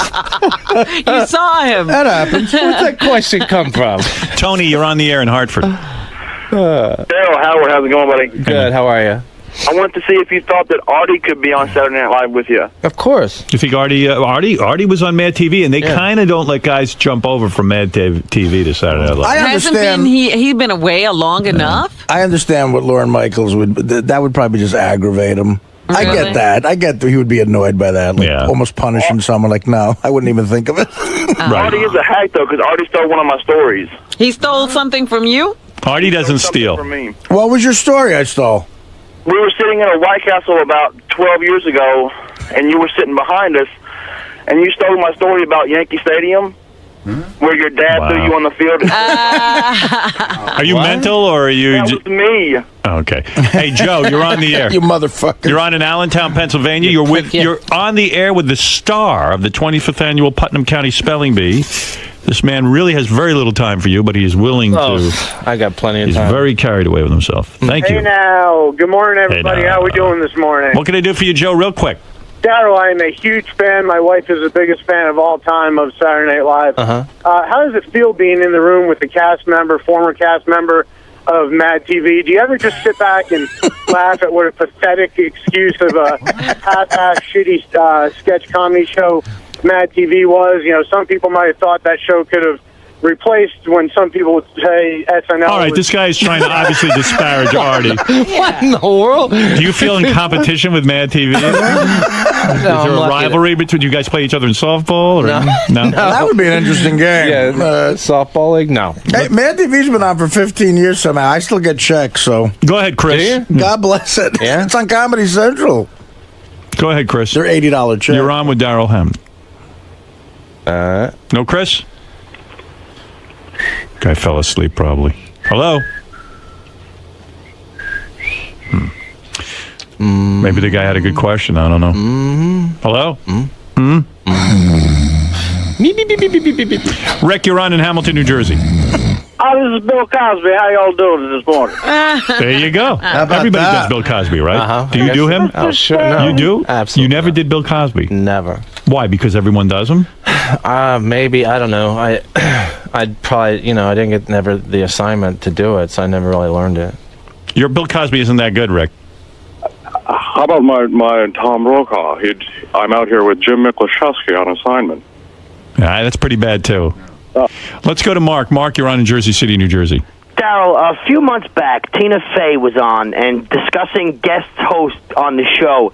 She wasn't necessarily a huge fan of Paris Hilton. Right. What was your least pleasant experience with a guest host? With Paris? With any of them. Any of them. Well, I always felt like, even though we were together for a week, I don't think she ever really quite knew who I was. And I always felt like when I would talk to her that she would kind of look at me like I don't know, you can't see it, but it was sort of like God, I can't. No. I wouldn't hang out with you. You're not cool. I don't know. It was painful or something. But I'm pretty sure. I'm almost positive. I'm sure she doesn't know now who I am. Were you glad she went to jail? No. No. I mean, obviously, justice has to have to take responsibility for that stuff. But I never disliked her. She just didn't know who I was. Is she out of jail, Robin? She's supposed to get out tomorrow. That seems quick, too. Did she do it full time? No. I did 20. This is my 22nd day. She was supposed to do 23, so it seems like it's about right. All right, Neil, go ahead. You're on the air. Hey now. Hey now. You got to do Clinton. He does the best Clinton ever. The only Clinton. All right, since we're running out of time, all right, that's the one we want to hear. Yeah. We want to hear Bill Clinton. Well, let's see. Let me see. That's what you do from time to time. Let me say now that I want to say that there is nothing wrong with being. That's all you do. That's it. Yeah. Let me say, north and south, east and west. Yeah, that's it. You can do it. Robin, you do it. Everyone does. Go ahead. Just get North that and going. south, east and west. I can do it, come to think of it. Yeah, you're not that talented. Now you've got a Clinton. No wonder they only give you $20 grand an episode. See, I think a lot of people do Daryl doing Clinton. Yeah, maybe. Yeah, I saw him when I met him one time at the White House, and I had never heard him do that. But he was talking to someone who's like, he gets right up in your face, and it's just incredible.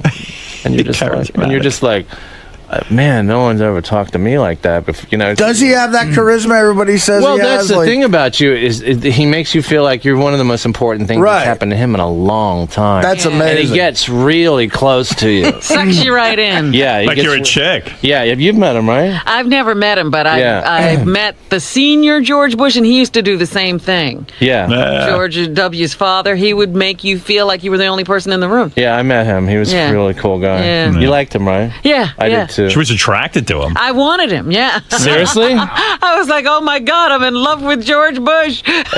With George Bush Jr., you sense like he thinks there's a lot of other people in the room. Right. Everybody else is in the room. It's a big party. Tony, you're on the air. What's up, guys? Hey. Hey.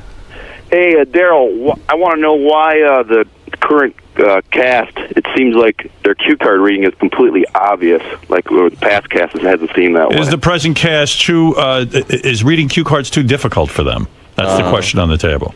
I've never even heard anyone raise that question. It's not like a character is supposed to be talking to another character, they're completely looking in the opposite direction. I'll look at some tape and I'll get back to you. All right, he's going to study the tapes and certainly. I'm saying, well, I like your very diplomatic answer to that. Yeah. Like a politician, I'll look at some tape. Television is an interesting thing. Anything can happen over television. I'll see It's how a Andrew very, very Sandberg's powerful doing. Medium. Go ahead, Brett. You're on in Sparta, New Jersey. Yes, this is actually Sean from Edinburgh. Mr. Hammond, you are a phony. Yeah, of course I am. Thank you. That's it? That was your Sean Connery? Oh, yes, that's pretty much all I have for today. Thank you.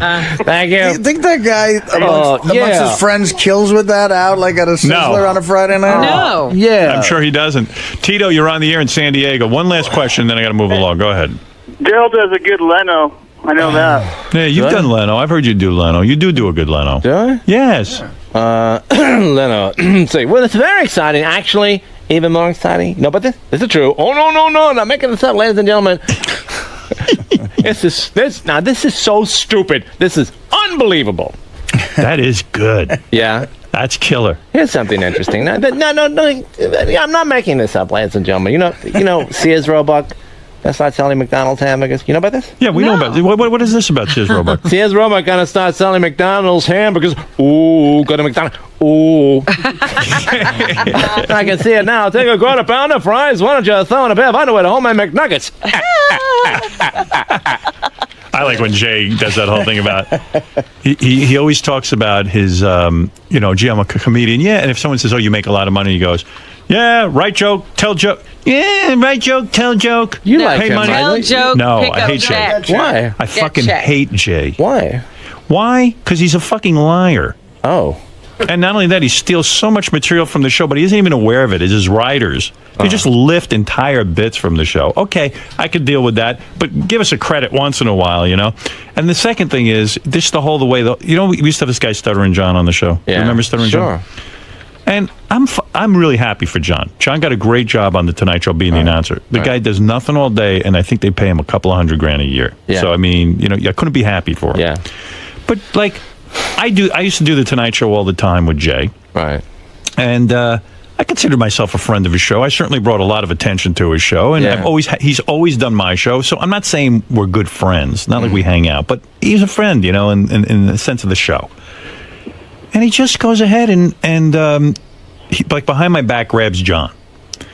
And does a whole hiring thing. All he had to do was say to me, hey, I know this guy's sort of a major part of your show. Is it cool with you if I offer him a job? I would have been are you kidding? I would have been thrilled. But he does it behind my back. And then he calls me up. He goes, you're not pissed, are you? I go, oh, no, Jay, you just fucking hired one of my guys behind my back. He goes, oh, what's the big deal? I can afford to pay him. So I said, and you can't. How'd that go? He goes, I can afford to pay him, and you can't. Well, you do him better than I do. Well, I'm embarrassed to do it in front of you. But I go, do you really want to hear this story? You look bored during it. What? You don't want to hear it. Bored? How are you going to be bored on Robin, this show? do you want to hear this story? Of course, go All ahead. right, so I like watching, listen to you tell it to Darren. Daryl's more fun when he's drinking. Oh, yeah. No, I'm just kidding. Everybody knows anyway, that. No, seriously, Daryl. Yeah. So he calls me up and tries to say, hey, we're still friends, aren't we? I go, you know what? I said, Jay, here's the problem with you. I said, I happen to know that when Rosie O'Donnell had her own show, she took a couple of members of this Tonight Show staff, and you were fucking livid. I said, I don't mind that one of my guys gets a job offer and gets to go somewhere else. I said, it just seems to me that if you're going to sit and grab, the only announcer you can find is a guy from my show, and I find out about it after the whole deal is done. I said, it might have been nice to give me a courtesy call and say you were thinking about doing this. You know, does it fuck you up in any way? Is there, or give me an opportunity to talk to my guy first? Mm-hmm. I said, you're just sneaky. That's how you got this is what I said to him. This is how you got the fucking Tonight Show in the first place instead of Letterman. You fucking sneak around in closet goddamn doors like a goddamn woman. I said, why don't you just balls up and do the right thing once in a while? And then he turns to me and goes, okay, are we still friends? I go, did you just hear what I said? I just called you a thief. Oh, my God. I called you a guy who steals shit from my fucking show to the point now you have to have Stuttering John? I said, what part of this don't you get? I'm fucking calling you out. Well, I guess that. Okay, well, I gotta go. That's it. That's the last conversation I had with the dude. I told him off. Because I thought it was that I wasn't mad at John, and I really wouldn't have been mad at Jay if he just, give me a call. Well, it's hard for me because he was always, I don't know him. I mean, he was always really nice to me. Yeah. Oh yeah, he doesn't. You don't have anything he wants. Yeah. Oh. There's no human being inside of him. If you think there's humanity in there, there isn't. He's a fucking robot. Yeah. And tell him that next time you're on. Yeah, let me see you tell him that. Do an impression of it. No. How would Jay Leno respond to this? Jay, you're a robot. Stop Go ahead. Jay, come on. I don't know. Well, come on, Jay. I said you're a robot. No, I don't Come know. on, Jay. I don't know. Jay, I'm calling you out now. No. You're a robot. What if Howard told Sean Connery Jay Leno was a robot? I don't know. Now I'm getting all confused and shit. I'm getting all whacked out. All right. That's enough. How about the character from the Spelling Bee? How would he work? I don't know. How would he react to It's Jay different Leno? every night. It's a little different every night. And I love you, man. You're great. I love you always too. come in here, and I have, sometimes I get into feuds with people. I'm willing to talk about it. Yeah. But we're going to take a break, and we'll be back. You ran the full gamut today, Dare. I did, but I like Howard, and every time I go in, it's always interesting. One of your... 'Cause he likes me. I like him. You could definitely tell that, but in one of your impersonations... Can you tell that? Yeah, because he just, he likes to sit there and it's conversational. Yeah, I like him a lot. I always did. So we have fun. But one of those impersonations, your Leno impersonation, it led to like a full 10-minute tirade about Jay. Yeah. Is that super uncomfortable for you? You looked kind of uncomfortable sitting there as he ripped apart Jay. Because I've always had a really good experience with Jay, and yet, that's always been my experience. So. What about from Howard's perspective after hearing that story? If everything he said was exactly how it happened, would you feel the same way about Jay? I wouldn't be able to comment on something like that. An update for us on Howard 100 News. Steve Langford is considered a top reporter in the Howard 100 News team. Just some of the stories we're working on in the Howard 100 newsroom. Howard 100 News curious about this EECP treatment that has Robin jetting to the West Coast on a regular basis. By the way, I got an email about that, Steve, and it's so true. Robin, I'm going to put this out to you, and I read this, and I meant to read it to you earlier. I kind of screwed up. But this does make sense. And maybe you've addressed this. Maybe you can answer this question. This is a listener who wants to know more about your EECP machine. Regarding Robin's EECP treatment, does she realize the irony in the whole thing? Here she is, trying to increase circulation in her extremities. But flying is one of the worst things you can do for your circulation, especially your legs. 10 hours of flying, all for a 1-hour treatment. 10 hours of flying? Well, 6 hours going there. out and coming back. 6 hours back. It's an interesting point. 10 hours of flying, all for a 1-hour treatment that probably does more damage than good. And remind Robin, too, that when you're in an airplane like that for 5 hours, you're getting as much cosmic radiation as you would get from getting a single chest x-ray. Tell Robin that I do stress tests for a living. So I can start an IV in her and infuse her with adenosine, the drug we use to increase circulation and speed up the heart. No, thank you. Just don't tell her that you can also naturally release adenosine in your body with regular exercise. What about that? Getting on a plane, Robin, decreases circulation, and then you fly all the way to California to get your circulation increased. I believe the benefits outweigh the costs. Well, you set off a firestorm in the listeners. Ask Robin if she's going to put herself in a cryo tank when she dies. Boy, listen to this. It gets even more intense. All right. I've never written into the show before, but this prompted a letter? This insane rant from Robin is just too much to ignore. The crackpot pseudoscience methods she has been using are getting more and more far out and dangerous. When that doctor called in and she said that she hated healthcare because it doesn't work, it was just too much. Putting down an educated member of the healthcare community to justify her own crazy methods is absolutely unacceptable. Now I can't decide if she's insane, retarded, or both. If she stays at this pace, she will soon have more problems than just being rich and stupid. At least Artie's funny. Whatever that means. I don't know what that is. Wow, Robin got super defensive about the EECP machine or whatever today. She was really mean to the cardiologist who called in. It also was a bit insulting as someone who works in the medical device field. She doesn't even know what trans fat is, yet she's lecturing a cardiologist on procedures and effectiveness of them? No way. Why do I have to know what trans fat is? She's just into the fad of the week for the rich. I mean, it went on and on. Robin, I've never seen an avalanche like this. I think we've seen a few. No. I'll tell you, between this and the Florentine story, Robin. Listen to this. Steve has crawled up your ass and built a camp. I'm camping out in Robin's backyard. That's right. We're now a twosome. With me all the time. I was so happy to hear that Robin has outsmarted the entire medical community. It's a relief to hear that she can expose the entire medical community for the snake oil salesmen that they are. I'm just relieved that the human race survived long enough eating meat and cheese for her to reach enlightenment. Now that she's going to live forever, can we get her on the couch with Dr. Keith Abelo so we can find out exactly how fucking nuts she is? And finally, Robin, you used to be a nurse? Well, why don't you just buy a symbol off of Riley and wear some of those magnetic bracelets while you get Starbucks shot up your ass? You fucking kook. Income fucking poop. Wow. At least they're being funny while they bash. Well, there you go. Well, you weren't the only one who got bashed. Double A got bashed, too. It says, fuck Double A. You're in good company. He's an obnoxious leech. Please continue to ignore him. Yeah, Eric the Midget. More. No Double A. So there you go. I'm sorry, Steve. You were saying... So Robin, Robin, it got me thinking. You are sitting on the plane for 10 hours, and that does affect your... You're taking their point of view. It seems to make sense to me. Who said that plane travel decreases circulation? Sitting decreases circulation. So I shouldn't sit here. There are reports that I've read in Sky Mall magazine. Sky Mall magazine? Yeah, actually. Fred, what do you think of that? I do believe that person is correct. I can't cite anything off the top of my head like a medical journal, but I've read things to that effect where plane travel is not good for your circulation. No. What happens is... They say to get up every once in a while and walk around. That's right, because you're sitting. You're sitting and not moving, Fred. So are you doing jumping jacks when you're on the plane? I said I think the EECP outweighs in benefits, I think it's a wash. Outweighs the cost. I think it's a wash. You think, but you don't know. Neither do you.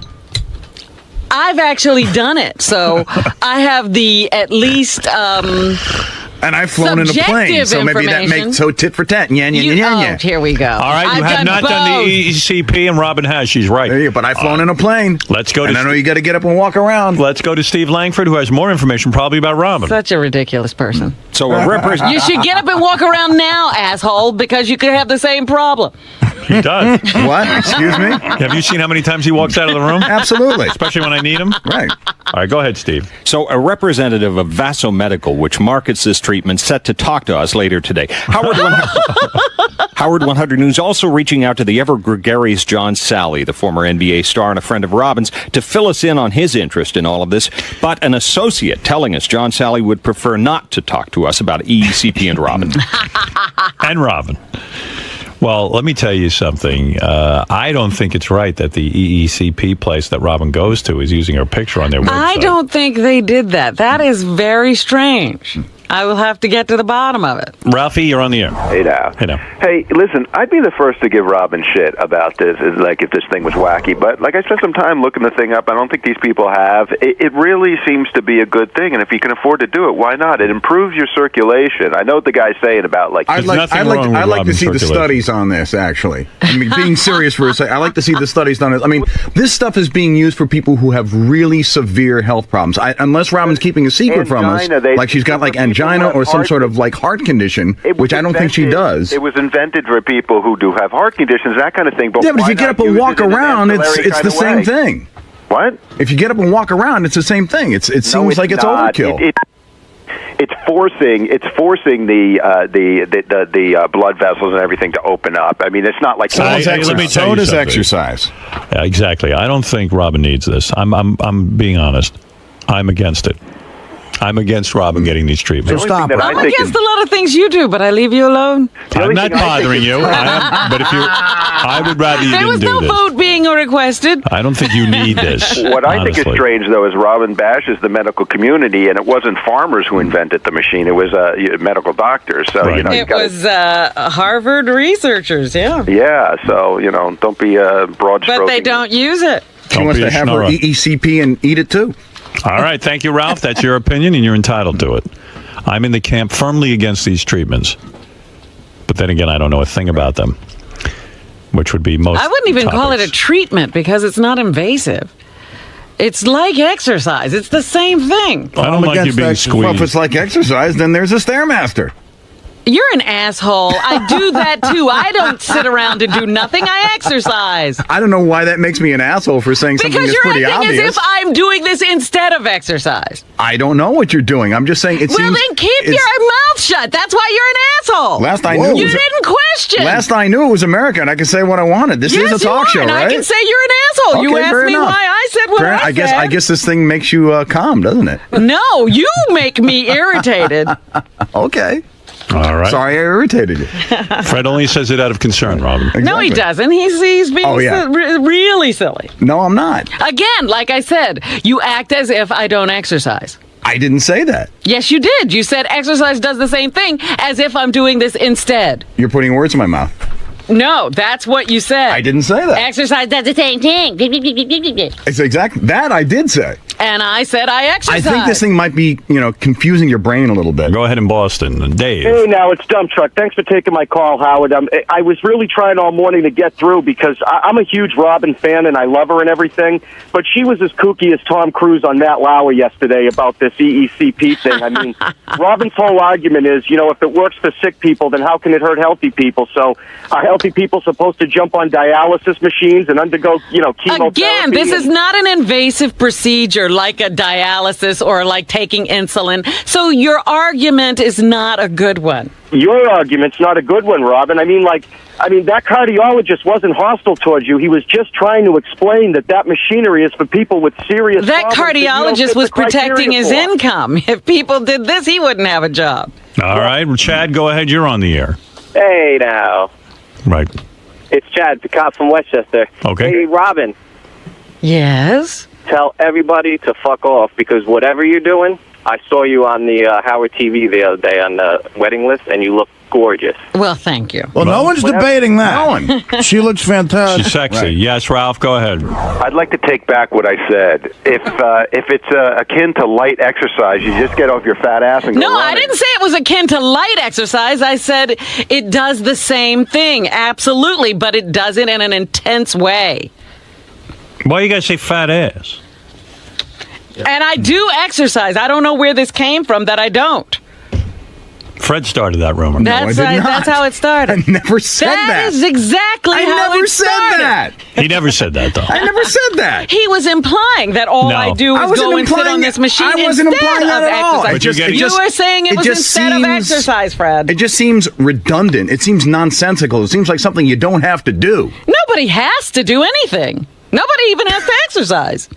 Unless you want to. I got a shit. Unless you want to end up like Walter Hudson. Fred has a website, robindoesn'texercise.com. That's what he's trying to say. He started the whole thing. I'm I'm going to come up with a machine now. What is your concern exactly, Fred? That that Robin's like doing something and not paying attention to what she should be doing, like just regular health like stuff. Like exercising. That's exactly what he was saying. I'm just saying, it just seems a little. I mean, what the guy said in that email, I thought was really right and spot on. You get on an airplane. That email. No, I did not. Be honest. I swear to God. Well, I know you're involved with the email. You read the email. I do. Yeah. And that was one of the ones that I thought made a lot of sense. And I'm not going to hide it. And you feel Robin is wasting time or maybe even hurting herself? I think the valid point is getting on an airplane, and that does affect your circulation. I like to fly. I'm enjoying this. Okay. All right. Maybe if you could get one of those machines on the plane as you're doing it, then it's even better. You made some sort of comment, Robin, that even there's blood flowing to your vagina, or... Oh, I was joking around a bit. But are you getting wetter? No. What are you talking about? Getting wetter? Because I know for a while you were saying you were using lube. No. It wasn't a wetness problem. Right. But you can't get wetter from this? When have I had a chance to try things out? Well, I thought maybe Jimmy had gone on. Jimmy's big balls will get you going. What is it, Jessica? Hey, Robin, what's going on, honey? It sounds like something else is going on with this machine. Like yesterday, the minute people brought it up, you started attacking everybody. Like, really, it sounds bad on the radio. Like, you're just screaming at anybody that asks about it. You are feeling a little attacked about this. Yes, I am attacked, and Fred was attacking me. Do you really think he's attacking you? I was not attacked, and if it sounded like that, I apologize, Robin. I was not trying to attack you. It's almost like you're in love with the machine, Robin. I am. Is there something else going on, baby? Is there is something else happening that you don't want to talk? Like you're hiding? No. Like a relationship, I meant. Like a relationship with the machine. Like, if she was in a relationship, she wouldn't be so, unhappy. Unhappy? Right. Who says I'm unhappy? You're angry, You do sound angry, Robin. I'm angry at the medical profession, which has a monopoly on health care, and it doesn't do anything to promote health. Well, they don't know that that's what you're all upset about. That's like a whole issue. They're just giving their opinion from years of studying. Well, I can't go into that every I've never seen you so angry over the health community. A part of my problems were created by being involved with the good doctors. Wow. You've never spoken about it before.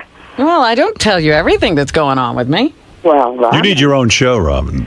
Yeah. No, I wouldn't talk about that on any show. Even it's not. You're becoming very mysterious. Can't you have a little Robin time? You feel Robin's too mysterious? Yeah. All right. Thank you. Okay, all right. guys. That's your opinion. Thank you, Jessica. All right. Bye. Robin, what about that? Are you too mysterious? Am I too mysterious?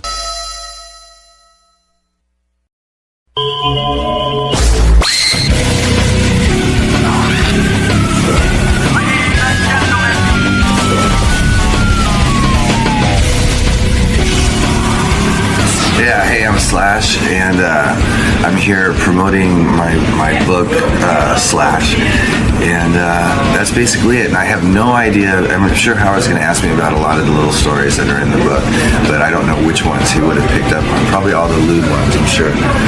Now, is there anything that you don't want to talk about in there? I'd like to try and keep away from talking about Axel in any great detail, because that's always sort of unnecessary. And I'm pretty much wide open for anything else, though. Slash is here from the legendary band Guns N' Roses, and more familiar to you now is Velvet Revolver is his new band with the looking quite good with the great Scott Weiland, and I can't imagine what an effort must have gone into this for Slash to write a book. But I'm telling you, he doesn't look like a guy who would be calling you at 4 o'clock in the morning. With a story. I'm reading a lot of the book now, actually. Here he is. It's killer stories in there. Look at him. Look at you. That's you. All right. Guy's a great rock guitarist. Spent many a day, I am sure. When you wrote this book, Slash, did you talk about your days as a really young man where you would... I mean, a few rock stars write about what it's like to become a professional musician. I mean, yes, people concentrate on the more sensationalistic aspects of this book. After you've gotten there, the sex, the drugs, and all that stuff. But didn't you have to spend endless hours in your room practicing this guitar to become a virtuoso, which you are. It's mentioned. I mean, I didn't get into it in great detail. But See, they always, just gloss over that it part. talks about how I got into it. I don't like where your microphone is. You do me a Where favor. is Just your shift microphone? it's in your headphone, but shift your headphones down like this. All right, hold on. Gary, help Slash, for Christ's sake. Is that better? Say something. Yeah, I think that's right. Take a look at that, Gary. Help Slash out, for Christ's sake. The man's not a professional broadcaster. Oh, there it is. Okay. There it is. Cool. Okay, now it's good. Now it's good. So what I was getting at was, I mentioned how I got started and what I was into, what I was listening to at the time, and how I used to spend 12 hours a day and how I got completely engrossed in the whole thing and whatnot. There was a period. Does take 12 hours a day. Right, but it's not because for me personally, it's not because, you go, okay, it's whatever time, 9 o'clock in the morning or something. I start now, and then there's a lunch break, and then I get done. No, you were a kid who was obsessed with guitar. Obsessed, yeah. So every waking moment I spent with the guitar. And what was it that inspired you? I mean, what was it that made you say, I want to play the guitar? So, it's a long story.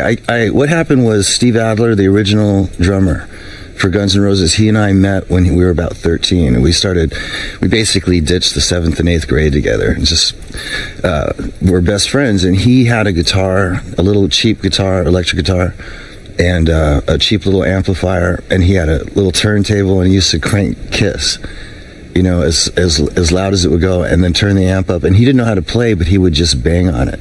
And it was the excitement of that started that whole sort of, you can imagine, teenage thing where it's like, oh yeah, we got to start a band. It's a great thing in life when you have a passion like that. Do you think that you had exceptional musical talent, or was it this unbelievable dedication to practicing? I think basically I was raised on a lot of music because my parents were in the music business, and I loved rock and roll from the minute I could remember.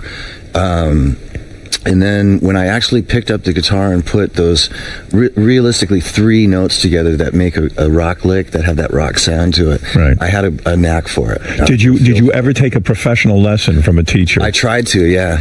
And it didn't work? Well, what happened is I had this guy. When I started, what I was getting at with Steve was he was going to play guitar and I was going to play bass, right? So I went to a local music school that was in the neighborhood. And I went in there without an instrument, and I said, I want to learn how to play bass. And the teacher was like, well, do you have an instrument? I said, no. So he started talking to me about trying to get into my head about what I knew about music, where I was headed, what I wanted to do. And while he was talking, he was strumming the guitar, and playing some Hendrix licks. Yeah. I said, that's what I want to do. And did you ever learn how to formally read music? Not very much. I started out with the basics. When I was in the music school, he sort of taught me some rudimentary stuff that was really handy. I learned how to string a guitar because my first guitar only had 1 string. And is it mostly by ear that you played, even with Guns N' Roses? Like you would hear something in your head and then you would just try to figure it out on the guitar? It starts out like piano lessons, scales. You're trying to read music, right? And that didn't sound anything like what I wanted to do. So I noticed that he could listen to any song that I would give him, and he could pick it up and learn it by ear. And I said, I can do that. And I quit school and I went and did it on my own. So if you need to learn a piece of music, you just listen to it. Yeah. And so when we're writing stuff for, say, any number of bands that I've been in, or I go and do a session with any number of artists, I just go in and do it by ear. The only person that I went in and worked with that I had to do... Let me guess, Michael Jackson? No, Ray Charles.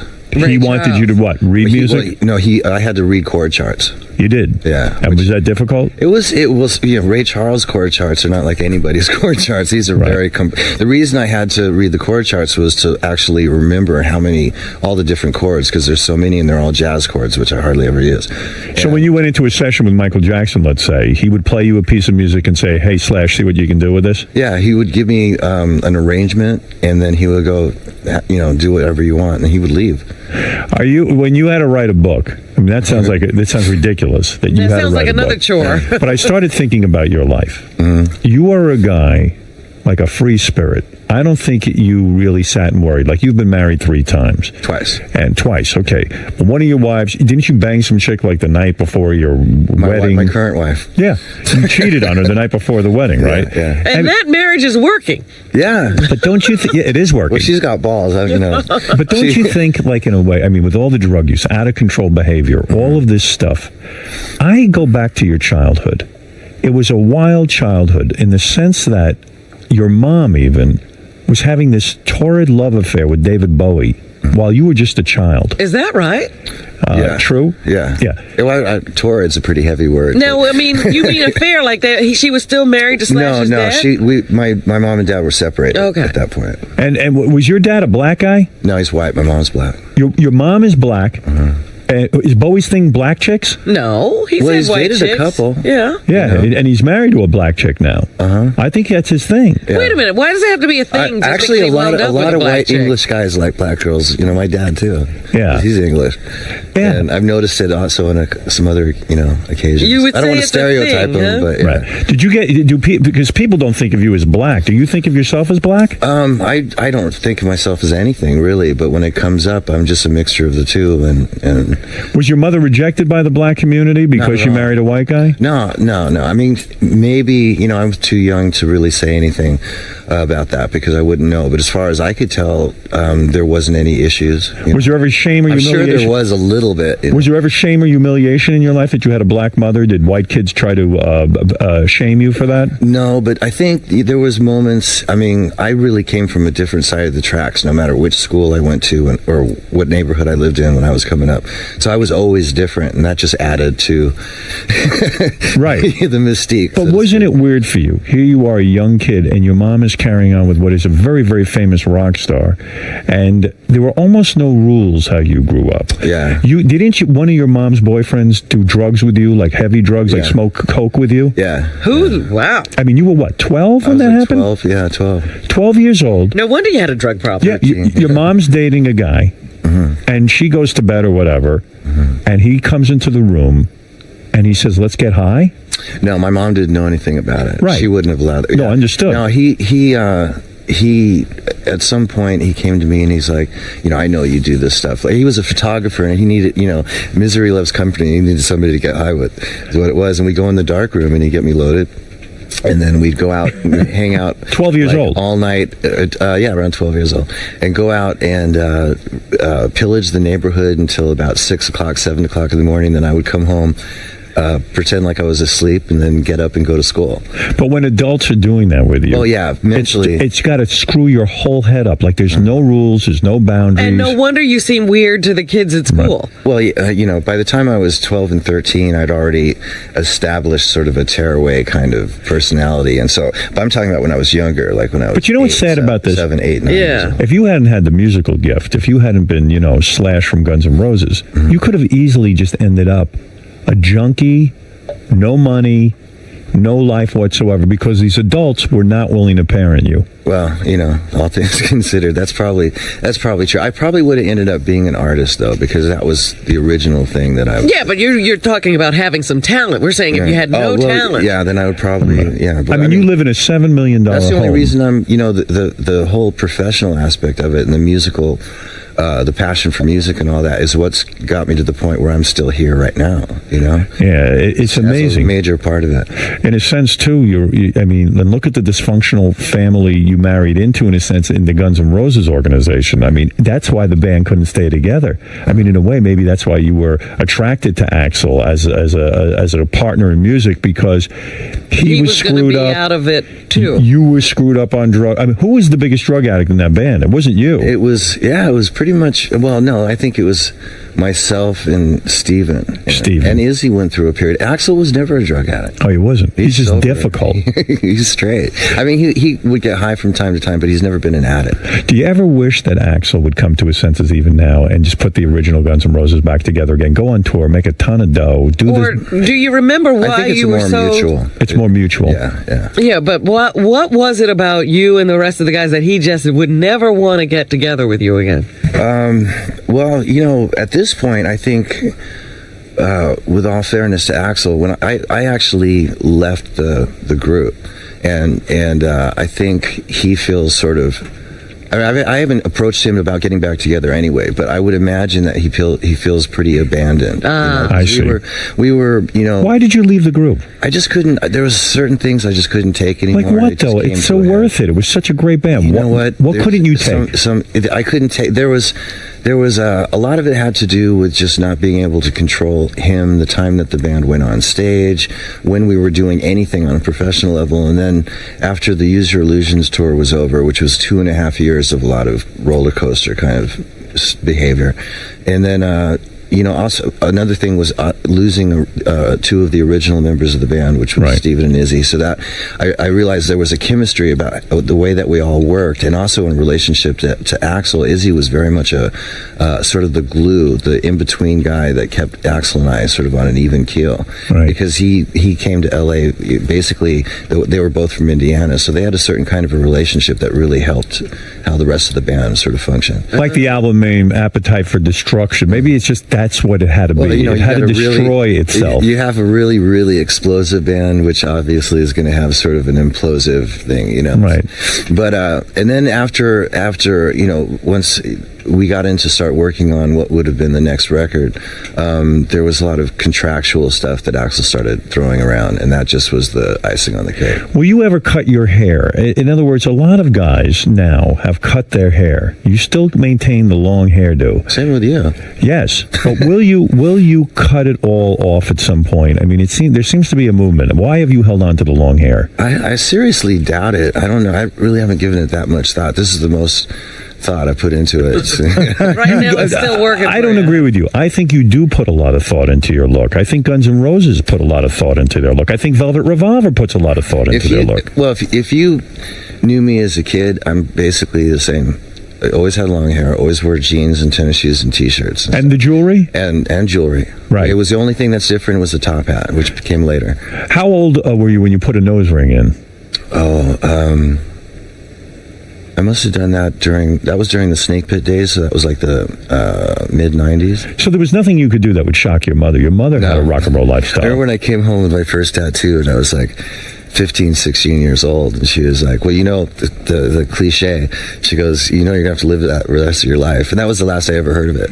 She didn't care. No. Did you ever feel your mom didn't care? Very, very, very cool, and I was raised with a lot of very freedom. Cool. But wait a second. Yeah. When your mother was having a relationship with David Bowie, was that the coolest thing that could have ever happened? How old were you? I mean, he's way cool. I was like 9 or 10. And you would see David Bowie. Yeah. He would hang out in the house. You've had a charmed life that way. She also used to work with him. She designed all his clothes, so they had a working relationship first and foremost, and then they had a romantic relationship, which really didn't last that long. It was probably like maybe a year and a half. But were you proud of that? Were you like, wow, my mom's... He was the first guy that came in after my dad, so I was pretty apprehensive about hanging out with him for a while. But your mom must have been a very good-looking woman. She's very good-looking. Yeah. Were you ever disciplined about anything? Did you ever receive any discipline? Were you ever punished? Yeah, no. What would they punish you for? You're not giving me any chance to get a word in. Oh, I'm not. Okay, no, sorry. But my parents, like I was saying, with all the freedom that I was given, I was, as far as certain morals and certain character thing, there was a lot of that was instilled in me. There was a lot of right and wrong that just sort of came natural for them to sort of instill in me, which was really great.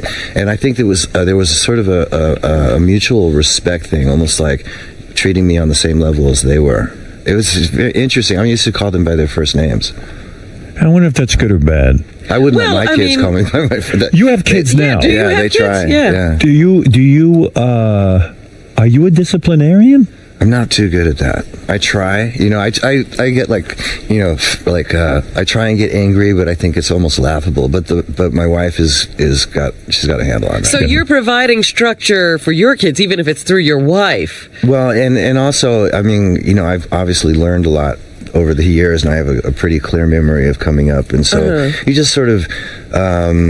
You have sort of a natural instinct for things and what the kids should be doing and what you might have done wrong that you want to teach them not to do. See, when I sit with you, you seem like such a rational guy. I can't imagine you almost throwing it all away on heroin and cocaine. I don't see it with you. I almost see you like a businessman. I mean, despite the rock and roll persona and all that, I see you as a very reliable guy, a guy who shows up on time for interviews. You have a sense of the business. You respect rock and roll. You love what you do for it. You have such a passion for this guitar. What attracted you to this heroin to the point that you were, every minute with it it took over your life? It was downtime. Do you think that you were depressed? It was. I don't think. I wouldn't say. Most of it was fun for the longest time, so I can't say that I was actually depressed. If there was a psychologist here and we did a one-on-one for an hour and a half, he'd probably come up with some answers that maybe I wouldn't be thinking of right now. But it was mostly fun. But the thing about the drugs was it was always when I wasn't working. And I'm so hyperactive, and when I'm sitting here with you, or I'm sitting in the studio, or I'm out on the road, I'm actually in work mode, and that I can deal with. And as long as that's a constant, I'm fine. But when the downtime would end, I wouldn't know what to do with myself, and the pace of being in a band and touring constantly and living that life touring is something that still to this day I love touring more than I like being at home. Right. I still can't mellow out. Right. And I'm learning how to adjust to life not working, so that I don't go into the abyss like I normally would. Is it hard for you to be a husband and a father when you really yearn for the road and the freedom of the road? I just have to take them with me. I mean, I love them to death, so I make it work, but I have to admit I'm a little antsy when I'm at home for too long. The last time you cheated on your wife was before you married her. You've been able to remain faithful? I haven't cheated. In all honesty, I haven't cheated on her once since we got together. It's remarkable. Yeah, but now, are you on any kind of medication? Or you on Subutex? No, I did do it for a minute though. Yeah. How do you get off heroin? You say that in your book that you go cold turkey. I never really got into using prescription drugs to opt out. Right. You know what I mean? Artie uses Subutex. He's on it regularly to keep him off his heroin. Right. But a lot of guys do that. I used Subutex for the first time a little over a year ago. And that's how I got off the Oxycontin. Oh, you were on that too, huh? Well, that's heroin. I mean, people don't realize it, but that's heroin. But before that, there was this stuff called Buprenex, and that never worked for me, and I don't think I did it properly. But it's funny, in your book, you describe your first heroin experience as not even being all that great. You were in the studio 1984 with Izzy. That was the first heroin experience where I smoked it. I see. But the first time I ever shot it up, that was it. Why would you go to shooting it if smoking did nothing for you? Because, I don't know, because you couldn't believe you didn't like it. You mean when you smoked it, what was the reaction? We were when I smoked it, I felt a little bit queasy, and I don't think I knew exactly what I was doing, so I didn't get the full effect that I was supposed to get. And then how much time passed when you said to yourself, I have an idea that if I injected this, I would be happy? It probably was about a year. A year? Yeah. Maybe in those days, a short amount of time seemed like forever. So it could have been 6 months, but it seemed like a year. You mainlined. Yeah. But isn't it a weird thing, to start wrapping your arm with something and cooking up drugs? It's actually half the fun. Oh, really? Yeah. It really. Do you still dream of it? Do you still miss it? No. You don't. You know what? Because I stopped doing it as on a regular basis in like 1991, as soon as Guns N' Roses went back out on the second record. And I stopped, and I chipped a couple times along the way over the course of however many years. I'd probably put like maybe 7 or 8 times, and it never was as good as when I first did it. It was always chasing the dream, pain in the ass, and it just after a while you just resigned to the fact that it's just not going to be like that anymore, and you sort of let it go. All right, so you're drug free now. I've had moments where there's been people around who have had it on it, and there's in the back of your mind there's that sort of like, a sensation of going, oh yeah, wow, but your rational thinking just takes over and goes, you don't want to go. You never did any rehabs I did my first real rehab stint about a year ago. Really? Yeah. That recently. Would you laugh at guys like Aerosmith when you guys would go out on tour with Aerosmith when you were in Guns N' Roses? Right. And they would have rules where, in order to protect their sobriety, you couldn't even drink alcohol around them, or you had to hide it and drink it in a cup and this and that or the other thing. You don't place those kind of demands on other people, do you? No. I actually like it when, within reason, that people are, I like to be out with people and know that they're able to drink and stuff like that. It makes me feel more comfortable. You don't even drink anymore? Wow. Nothing? I know, right? Wow. I can't believe it. I play a lot better, and I've been very productive. And this particular point in my life, it's actually working. When you go to rehab and you show up, and you're a very famous person, do you go to a rehab specifically for famous people?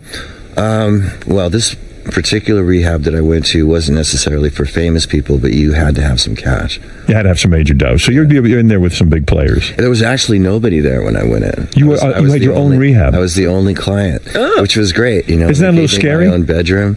I think I was really in control going in there, knowing why I was there. So I think I really went to rehab more.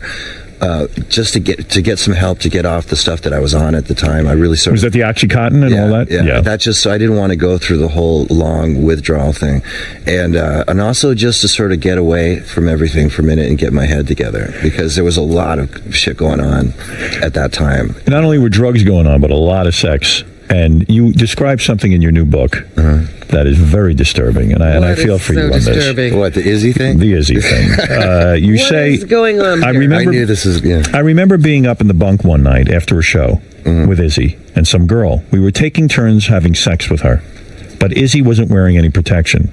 So when he pulled out, he came on my leg. Oh! Since I was right there on the other side of her, that definitely stopped me in my tracks. I sat up, I looked at him, and I said, "Hey, Izzy, man, we've got to get a bigger place." Yeah, right. When a man comes on your leg, what is that like? That was a very surreal experience. But you have to understand, we were in a space that was entirely probably the size of a twin mattress. You know, it was a loft that was the size of the mattress, and there was nowhere else to go, and we were both banging the same girl, and there was nowhere else for him to move to, and so in the heat of the moment, you know, he wasn't really thinking about where he was aiming, and I was right there. And, you know, I mean, so many... Really bonding moment. You know? It really is. And when Izzy came, did he come a lot? Was it a big load? Did he drop a big load? It seemed like an eternity. Was he laughing that he goes, "Oh no, my God"? He didn't know where he was out. No, he didn't realize where I was in proximity to where it was dark. What do you do? Honestly, this is very specific. What do you do with the load once it's on? To lick it up. You did? Did she really? I'm going to throw up. What do? You wipe it off with his shirt? I used one of the blankets on the mattress. When you're living that close with a bunch of guys and everything, the one thing I don't get is double teaming these chicks. Here, I mean, this is certainly a tremendous amount of variety on the road of women, especially when you're in a cool band. This was in the old days. This was like before we ever hit the road, when we were just like the scourge of Hollywood local band. Did you ever feel bad for the women? Did you ever have any sort of, this is what I'm talking about with your childhood. Like, it's almost like there were no rules. Like, some woman comes in, she's almost disposable. You take her in there, you fuck her a couple of times. I'm not one of those guys. I'm that one guy in the band that actually sort of was sort of a sucker for girls. I mean, even the stupidest ones, I felt sort of bad for, the ones that would come in and be so easy to disrespect, you know? Right. And so some of the relationships that I had with women over the years, or most of the relationships I had with women over the years, when it came to sex, it was usually, so there was some sort of mutual respect between the two of us. But in certain instances, like this one that we're talking about with Izzy, that was just some girl that I don't even know how she ended up there. Did you